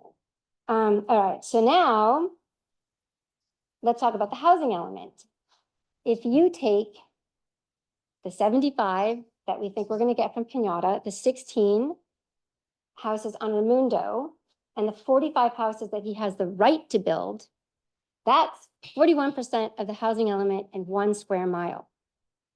If we rezone and change the sewer, that would be 75 at Cañada, 16 at Raimundo, and 63.6 on the 10 acres at 773. That's 47% of the 328 houses that we were asked to build by the housing element, and everybody was astounded. You're putting 47% of the housing element on 1 square mile. I know that's against everything that the housing element has asked us for. I don't even think it's legal. So what can we do about it? When Kevin Bryant described the role of the SRB to the town council, and I think it was April, he said that the code charges the ASRB with protecting the rural character and natural beauty of the town. The ASRB ensures that projects are consistent with the general plan. Specifically, the general plan goal LO1 or LU1 is to preserve and enhance Woodside as a scenic, rural, residential community. Packing 63.6 houses into 10 acres where one house currently exists, robbing the sewer space from existing residents with failing systems, and jamming 47% of the astounding housing element requirements into 1 square mile is not protecting the rural character of our area. It's not standing up for the residents who rely on the town officials to be reasonable and to protect the biggest investments of our lives, our homes. So the general plan, just reviewing the general plan, I know you know what it, I'm not going to take the time to go through the general plan. I know you know it very well. The specific plan of Emerald Lake Hills has a lot of lots, smaller lots that the town zoned, and they're undersized. And for example, my property is like 1 acre, but it's 3 lots. So when we bought our property, it was marketed as 3 lots, but we quickly found out that the town had merged our 3 lots. The specific plan calls for taking lots owned by one owner and merging them into a bigger lot. That's what the specific plan calls for. This is exactly the opposite. When our neighbor had the right to a sewer hookup and wasn't going to use it, and he was going to sell us his sewer easement, I went to the town and I said, oh, here's the situation. I'd love to buy this sewer easement. And the town said, nah, not going to do it. I guess the sewer wasn't for our property. They didn't want us to develop our property. They wanted big lots and limited sewer hookups. So the specific plan also calls for limiting the intensity of the development to retain the open space, decrease land intensity on steep hillsides and the mountainous areas where it's necessary to limit storm runoff, prevent increased erosion, avoid natural hazards, protect vegetation and watersheds, and maintain scenic qualities. Minimize the grading and alteration of natural landforms, manage intensity of use of individual parcels and buildings by considering health and safety, impacts on adjoining properties from noise, traffic, night lighting, or other disturbing conditions, and protection of natural land characteristics. It goes on about accessory uses. I won't read everything that I pulled out because I know you get the idea.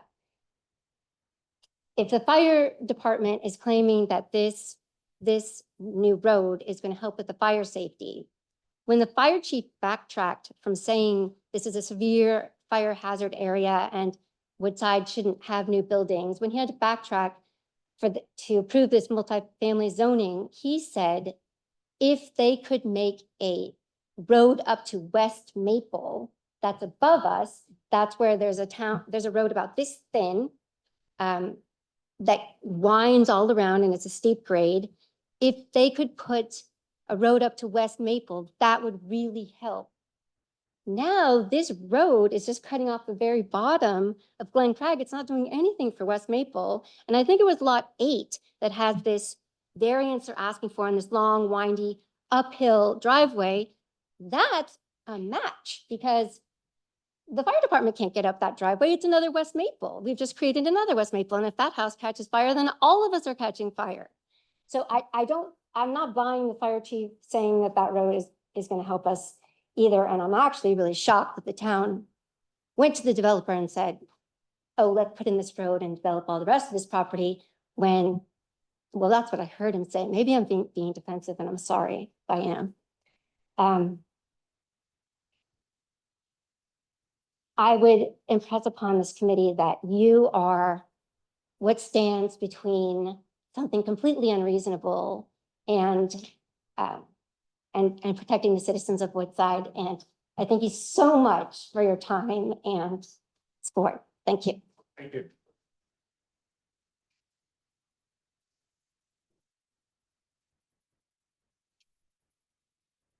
Okay. Any additional comments online or in the room?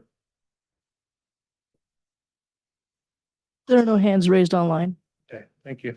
I see no one in the room standing. So with that, I'll close the public hearing. on this particular agenda item and open it up for board discussion.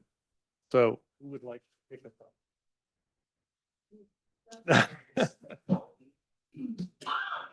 Me too. I think it was very convincing, a line of questioning. I haven't had a chance to review other solutions to this problem. I understand they came from. You speak up, please. I'm sorry. Really, all of you, we can't. Oh, sure, I can speak up. We'll be happy to. My apology. I think it was very convincing line of questioning. I have to admit that I haven't had a chance to thoroughly look at the proposed solution which Mr. Lubin put forward. I believe that there ought to be an objective way to optimize, to maximize the use of this property from the town's perspective, to maximize the number of units and savings from the developer's perspective. SC1 to R1, there are substantial savings. At least part of that budget probably needs to be allocated, in all fairness, to have a play area for the kids who will be living there, in the years to come. So I'd say additional analysis is warranted. Additional consideration is warranted, and I would like to make a motion. Okay. Any other comments? I had a couple of questions that boiled out in my head. Can you clarify the comments about the Emerald Hill specific plan and merging lots? In terms of the lot merger? Yeah. I have to look at the specific language. I do know, though, it was in the 1980s in which the state provided this lot merger requirements, the Subdivision Map Act. In the city I used to work for in Pacifica when I first got there in the early 2000s, they went through, they had this big binder of all these lots. And the idea was when you had substandard sized lots, lots that didn't meet the minimum lot size, is that cities would come in and force the merger. So they'd be adjacent lots that were substandard and under common ownership, and they'd force the merger of these lots. And what you found is that these weren't necessarily like 3 lots with 3 houses on it. It was just, we deal with a lot in the Western Hills. There's subdivisions that cut lots up into really small sizes. And, they were lines on a piece of paper back in the 1920s. The reality on the ground is that most of those lots weren't able to be built on singularly. And so you find that many of the lots in the Western Hills, specifically off of Old La Honda, that people own several of these old underlying subdivided lots in which when they built on them, they merged them. So cities were doing that. And so I would suspect that some of what came into the Emerald Lake Hill specific plan was a relationship to this, what's called a forced merger. It's not a voluntary lot merger. And so there's a very specific process in which cities have to go through, notifications at the county level. There's different things because you're kind of forcing someone's lot to lose, a number of lots to combine them into one. So it's likely that I know the town in the past has looked at as a way to minimize development, looking to encourage lot mergers. To my knowledge, the town, at least there's no large binder like Pacifica had of a significant amount of forced lot mergers at the town level. It was probably something that is definitely more encouraged. You read that through the general plan as well. But it sounds like the spirit of it is to get substandard lots to come to a standard size. That's correct. Discourage lots. And in general, there could have been the encouragement just to merge lots in general as well. But definitely, I know, at least from what came out statewide, is definitely the encouragement to reduce the number of substandard lots by merging them where feasible. And then another question I had, where did the 28 feet road width come from? Is that because it's a feeder road to smaller roads, or is that the fire It's department? just what I'm not sure. It's what I saw is just proposed by the applicant. I'm not sure if they had discussions with the fire district. Fire department. Okay. Comments? I guess I struggle because Mr. Lubin prepared an alternate plan, which seems to have support from the neighbors. But it was in both plans seemed to be developed in isolation from any sort of communication and feedback. And while, from what I've heard from the neighbors, there is a sense that this is something that has to happen, and this is where it's happening. They just haven't been part of the conversation over how it will happen. And that is something that we deeply hold at this level. That conversation happen between neighbors and the applicant. And so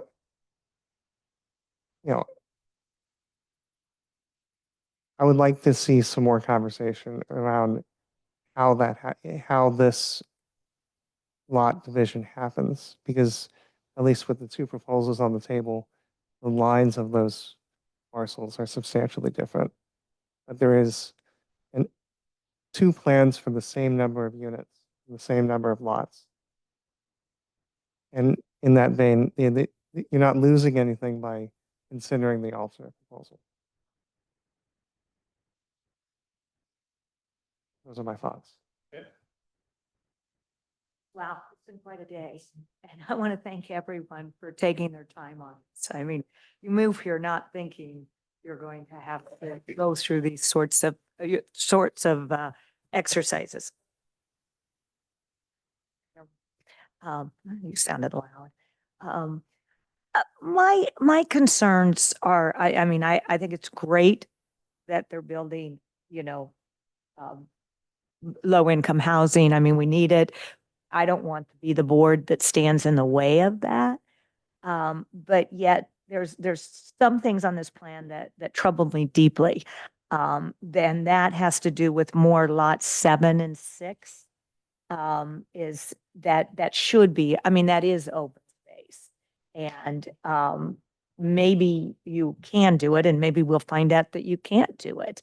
But I would like to see at least 7 and 8, 6 and 7 continue to be in that zoning of the larger areas, and maybe keep that open space. And also, I just can't keep getting back to this driveway, and that I would think with the low income housing, you might get seniors, you'll get kids, you'll get families, and they just seem to be blocked in. They can't go up. 13.5 is horrid. If 15 is the limit, we know what some of these roads can be. That I think Steve, obviously you haven't had all the reports and all of those things, but having that road meander a little bit differently, not be so steep, spreading out some of the low income housing maybe to another lot, so that it's just not so dense, so that there are some public areas in there. Because right now there is no public area in lot 11. So those are just my thoughts that I'd like to see happen or reconsidered. So I think I might get back to Thalia's comment about maybe this needs continued discussion and a little more work. Okay. Some comments? I don't think it's fair either that some lots are rezoned and some are not. I live on Godetia, so I'm rude. But I also think the road width is a challenge. I once again live on Godetia, and people cut off Jefferson going down there, and we see what it's like even on the narrower road, depending on what the sides of the road are. We see the trucks and the UPS in the side of the ditch all the time. So I think this could really be a problem with that being such a thoroughfare. And I would like to see additional design consideration as to how we can change that road. I also don't think going over 30 feet, as Mr. Murphy said, I don't understand how you're not going to see higher levels of the tiers as you see the next up the hill. If the hill's getting higher and the same height building is on the next, why wouldn't you see it? Yes, they can plant trees, but I'd like to understand that better. And then the sight line. And then I am really shocked that there wasn't more neighborhood feedback, because we wouldn't be here if there could have been a little bit more collaboration potentially. And we always commend the applicants that come in talking about how much feedback they've had with the neighbors. And if people are feeling they're in the dark, we pay taxes. We shouldn't be in the dark. And I think that is pretty much it. Why rezone? I don't think that there should necessarily be a rezoning. Oh, last thing, pollution, noise, and light. Once again, on Godisha, we've got the Kenyatta College in the background, and the height of the light fixtures that are up there are like 20 feet tall. We never have darkness at our house anymore. And I would hate that to continue to happen. And there have got to be better type fixtures, I'm sure. Tall. Thanks. Sure. Okay.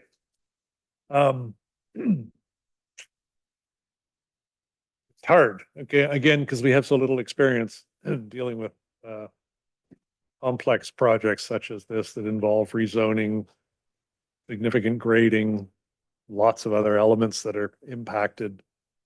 But I think actually I'm going to point to a positive that I heard today, which was no one commented that it shouldn't be developed, which is what I often walk into these expecting to hear. So I think for me, a lot of the feedback focuses on the specifics around not what is going to be allowed to be built, but rather what's the most appropriate thing to be built, what's suitable for not just this development, but surrounding properties, surrounding neighborhoods that are all going to be impacted by this. The specifics I heard, which I think are fair, the roadway itself, the route that it takes, the ultimate grade that it'll end up at, even the need or suitability for it from a fire perspective, from the town's easement development perspective, I think are reasonable questions to be addressed. From a process standpoint, Sage, question for you actually is that we know that feedback voiced today and whatever recommendation we make as a board will then get fed into ongoing debates and discussions that will ultimately result in a tentative map. Is there opportunity within that process for some of these specific questions, the roadway specifically, and the easement, the land use of the land of the easement, and the requirement from fire? Is there room in that process for those to be debated and negotiated further before a final tentative map is proposed? Yes, so the process is in which each of the committees will provide their recommendations, and then all of the people on the subdivision review committee will consider those recommendations. So the fire marshal or fire chief, whoever participates, will have the ability to opine on any recommendations from any of the committees. For example, one of the committees said, consider to not have a through street. That's something that the fire district could consider and opine on, or any comments related to the roadway width. Again, town engineer and fire district can comment on those. Okay. And those are all things in which once the completion of the concept map process isn't any decision. No decision is made on the project. It's a series of recommendations that gets combined into what we call the subdivision review committee report, which has all of the recommendations from the various staff members, as well as all of the written recommendations from the 3 different committees that have reviewed it. And the applicant is to take all of those recommendations and to consider them as part of their preparation for the tentative map. And then they'll submit their tentative map application, and it will come back to all of the committees. And at which time the applicant can explain why they did or did not address certain items from the recommendation. So as an example, we can make a recommendation that path of the roadway be revisited. Yes, that would be See if it something were suitable. that relates to, some of the comments we've heard tonight. Some of the comments to specific objective design standards, we wouldn't be commenting on that stuff, but anything relating to the configuration of the lots or roadways, it relates to this map is something that the ASRB could comment on. Okay. And The some, zoning. yeah, The zoning's part of it because that creates the lot size and configurations, right? So if the ASRB is looking to consider a different type of zoning to keep existing zoning, those are things that could be placed in those comments. Okay. Obviously, it would require, it would go in tandem with comments to look at reconfiguring the lots. all right. Sorry, go ahead. I was gonna say, as part of that recommendation to revisit the road, I would love to see some kind of quantification of benefit from the fire department with regards to connecting to Glen Craig.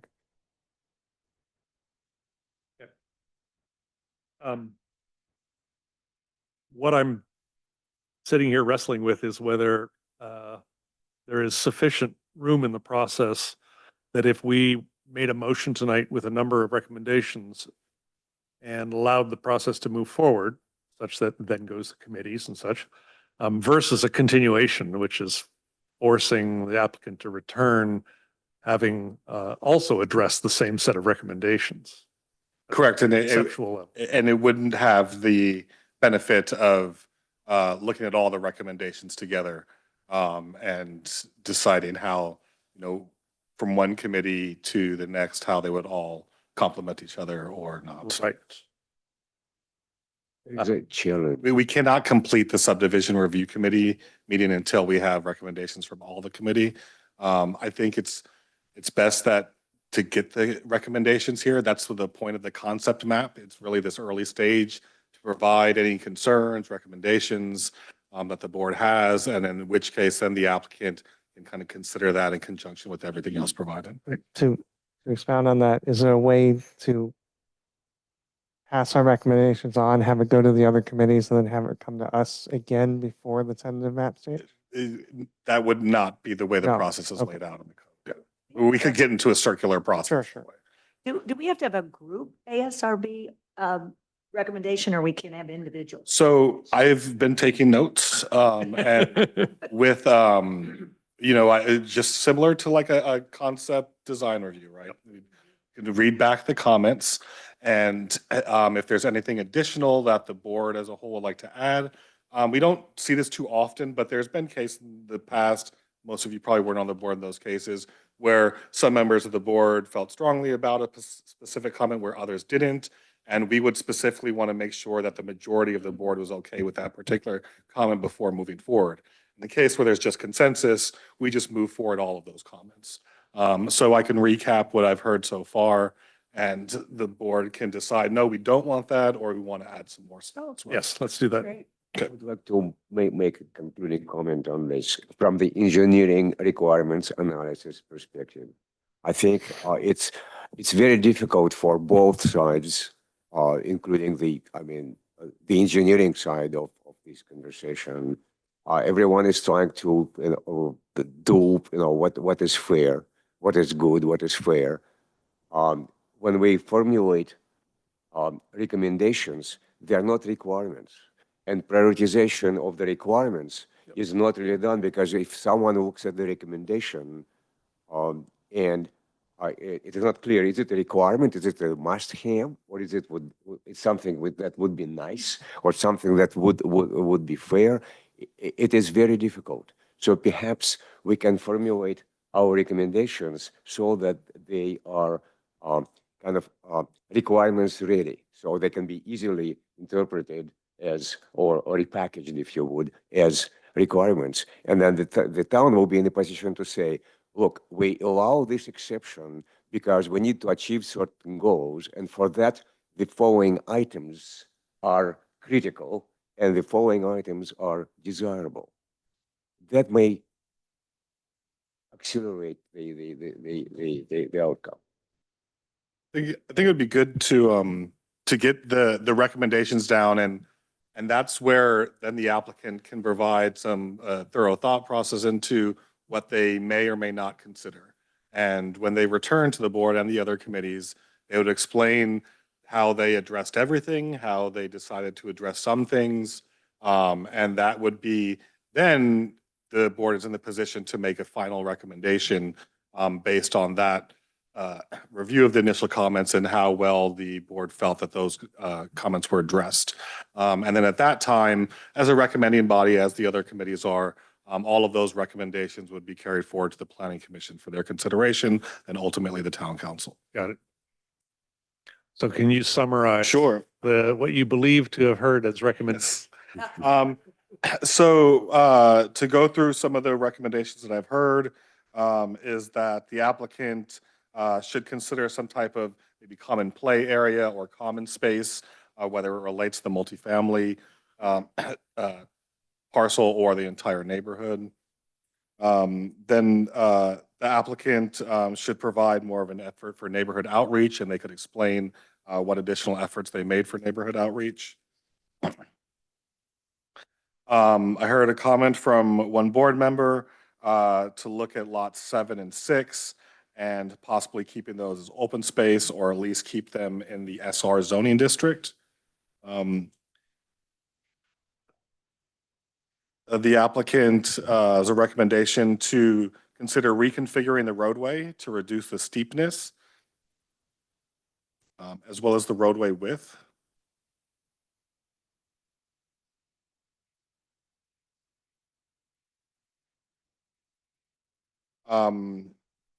And this was wrapped back into the other comment was just to consider all of the lots staying as except for the multifamily, for the rest of the area to consider keeping the rezoning as SR and how that may need a lot reconfiguration.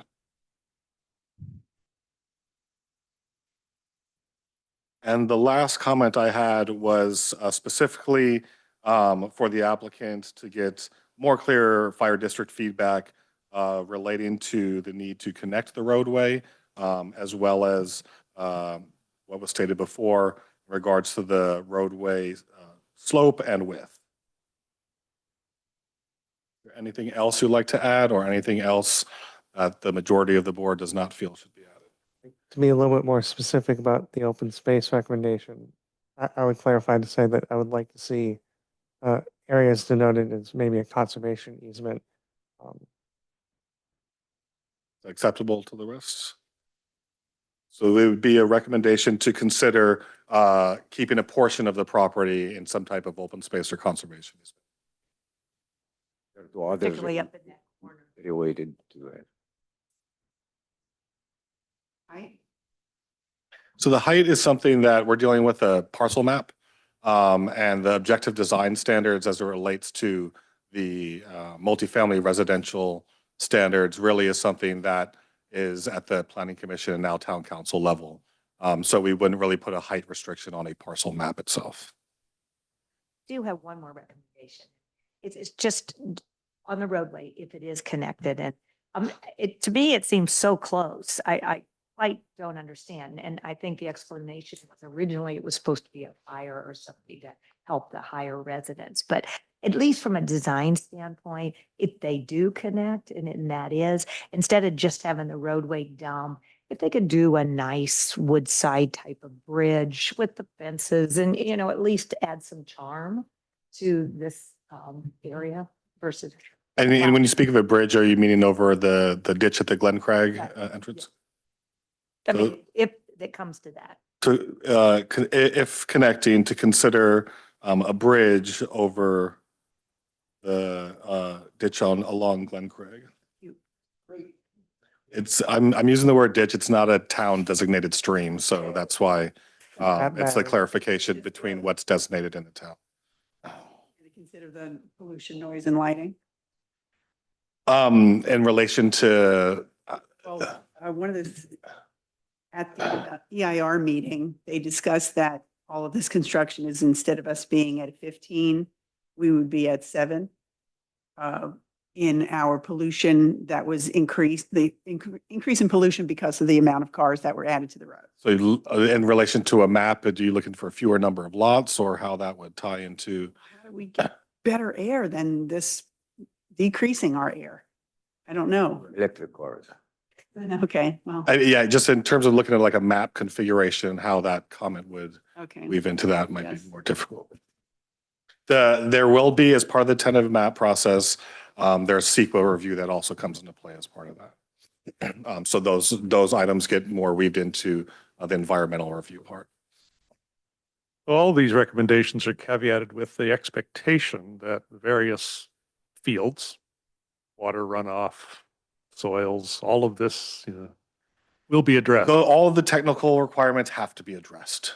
So all health and safety requirements with any future construction, whether it's just for a roadway or for any construction of any residential units, all geotechnical considerations, all utility considerations, meeting fire district standards for access, fire, water pressure, fire hydrant location, all of those items will have to be met. That's correct. Okay. So conceptually, I'm comfortable with this list of recommendations. It probably isn't exhaustive enough. However, in terms of moving the project forward, comfortable knowing that there will be sufficient opportunity for any of the public to continue to provide feedback and be informed of progress along the way. Yeah. I don't see the benefit of a continuation at this stage. I don't see how that will result in a better outcome at this point. Yep. Anybody feel differently? Just want to ask a question on that. If this wasn't a lot subdivision, and if this was somebody applying for a house, and they came to ASRB, and this number of neighbors showed up with negative comments, would we be inclined to let them continue to formal with recommendations, or would we ask them to come back? It's not really a form that we're going to.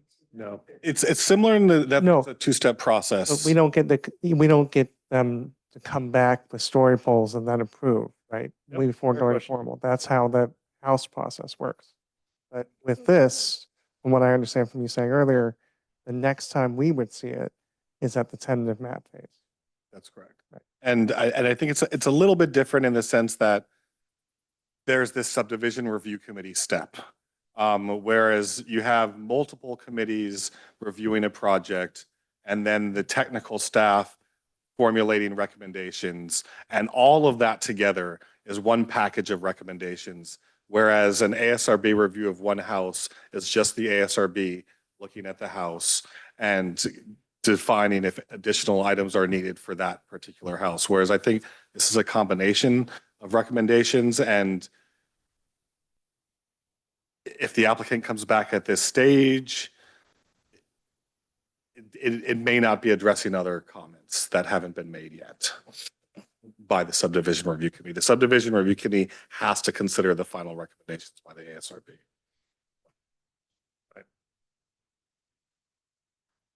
I don't know which way is the right way. I was leaving that up to you. I just wanted to ask that thought question.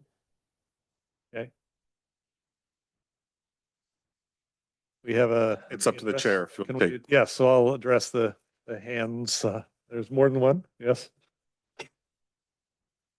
I just want to be clear. So when it comes back to you, it'll be the tentative map, Correct. at which point the applicant will have invested more time, money, energy. And I don't know if they're going to seek neighborhood input, but We listed it as a they, recommendation. yeah, well, you're going to force them to meet with the neighbors or consider what Steve has presented, because I don't have much hope for that. But I do think that once you take it to the next step, to the tentative map, they're much more invested and less and more locked into what they want versus what is the right thing to do for the town and for the neighborhood. So not being able to see it again doesn't take into account all of your expertise and input and allow for the public to once again try to make this better. This is not Susie and Johnny moving next door. This is a business and it's a big project. So Thank you. Thank you. I appreciate you letting me ask a question. Sage explained, what is it, the subdivision review committee or something like that? Is that, are those, and you've identified the people in that. Do those people take the recommendations from the boards and go to a clean room and talk? Or are you interacting with the applicant? There's particular items in the code in which each individual member is supposed to look at, provide comments to the applicant. So it's not a public hearing process like these are. So we take into account all of the public input that we've been provided, as well as all the recommendations from the committee. And then based on the series of code requirements, each town engineer looks at the specific things, the fire chief looks at specific things, and a report is given to the applicant with all of those comments. Okay. Are there meetings that happen with the applicant and the people on the subdivision committee? We will explain those comments to the applicant in a meeting. But these are comments that are, it's not a back and forth negotiation. These are items in which each of the individuals will provide comments to the applicant. And are members of the public able to see those comments? Yes, yeah. Okay. Once the subdivision review committee report is complete, it has all of the written comments from the different committees. Okay. It's all public record. And we would come to you and Melanie, I mean, do we have to come in? No, or so is that it- you can, but or is we've it also, can be emailed, everyone who's been signing up on the email list, these are all folks that we are going to, when these letters go out, we'd email everyone a copy of those letters. So as long as you signed up, and obviously we know we've been in communication, that any of the reports will go out to all of the people who have Okay. shown interest in the project. Excellent. Thanks you. Great answer. And I do just on to carry through with that thread is that just for all members of the public, definitely can meet with us at any time, can check in any time with us on the status of an application. And we always encourage that. So to reiterate, I think I'm of the position that I'm prepared to entrust the process. That committees will all voice different set of recommendations. I entrust professionals to do their jobs appropriately and take all of that into consideration. I'm entrusting the applicant who will renewed efforts for community outreach. We saw a good example of that in the first project this morning, where I think it resulted in a very simple and smooth process. Clearly you have impassioned people who are all bordering on the property, who have strong opinions. I suggest you listen to them. But am still prepared to move forward with the next thing, because I believe in the formality of it will result in proper outcome. Before you make your motion, Before I make a motion. I just want to ask a question so I understand what I'm voting on. The delta of time between this meeting and when we see it again for the tentative map, what would you estimate that be? It could be months. The applicant has to complete this process, which will likely be completed by the end of this month. And then the applicant will need to submit their tentative map application. That needs to be reviewed for completeness. There needs to be completion of the CEQA document and review for the project, and that gets distributed for a public review period. It's likely that during the public review period of that document, the town would return to the committees. Per CEQA, any recommending body has to have the ability to review the CEQA document. And so therefore, the town can start going back to the committees during the public review period for the CEQA document. And all committee members would be provided access to the links and hard copies if desired. The process is self-tuning based on Sage's explanation that the developer and the engineering firm actually should be motivated to meet these requirements, these recommendations, to align with the recommendations to have a smoother sailing with the tentative subdivision map. That's The applicant will take any of the recommendations and they'll provide responses to how they have or reasons why they did not address certain comments. Yeah, that's the twist. Okay, So with that, is there a motion? And you could have a motion just to go with. Sage summed it up. Yeah, you could make a motion and reference the summary that I provided. I'm with gonna no poll the board. Are you comfortable moving forward in the process? The alternative is to motion for a continuation That's correct. with the same set of recommendations. So Okay. we've just delayed the process by making it come back here one more time. And like I said, they will have the comments from all the committees. And I know, having worked on these projects before, is like you want to have all the comments at once and address it. Yep. Instead of being yanked. I think the main thing that kind of everything stems from is how the multifamily happens on this lot. Whether it's all concentrated, we've heard different opinions, whether it's all concentrated in one area or spread out. And then all the other things kind of stem from that decision. And if we go through this process and that hasn't been addressed, then it becomes much more poured into ink versus concrete. And so I guess I wonder, can we, what I'm struggling with is, could we continue, can we have a continuance on that recommendation? And all the other ones potentially be addressed by the subdivision committee? What? On getting feedback from the neighbors and coming up with a plan that is more amicable. With You're saying, specific- You'd have to specific- wrap those all together. Right. I'm Okay. not sure what they'd be. The answer to my question is no. Great. And the town council is scheduled, they were tomorrow, but is now scheduled on July 23rd to review the multifamily housing. So there'll be, all of this will have there'll be a more complete recommendation as well as a more complete answer for the applicant to consider moving forward with their tentative map application. To continue the item could be, significant delays without having all of the pieces together. Right. Just for clarity, sorry, I'm dragging things out. What the council is considering is just the multifamily rezoning of lot 10. They would. All they're, They all they're would looking not, and the objective design standards, but yes, they would not be considering any of the map, any of the rezoning for the rest of the Got it. parcel. So lot 11 could change after the town council meeting. Potentially. Okay. Got it.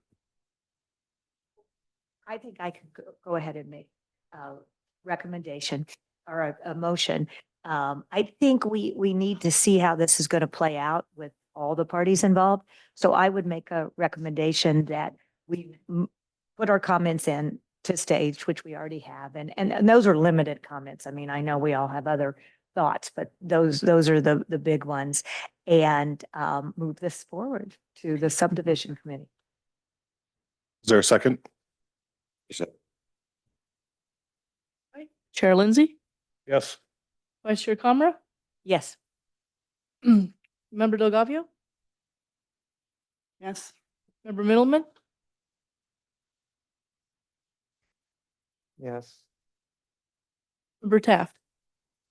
The motion moves. Okay, so thank you for everyone, and I do want to encourage anyone to provide comments, meet with staff. We're happy to set up times to meet with you, go through the plans further, and you can always check in on any steps and where the application is. We will issue a letter within the next day or so, and that'll be available to the members of the public that that participated, as well as the applicant. There are no other agenda items, no director's report. No, we just, in terms of reports, just kind of on this topic, as noted that tomorrow, the town council was scheduled to review the multifamily housing, objective design standards, the housing element, the EIR for the housing element, and that has been continued. HCD has provided comments and looking to expand more housing opportunities throughout Woodside. And so to provide a good enough, or provide an analysis of that information, the item has been continued to July 23rd. All right. With that, I will adjourn the meeting.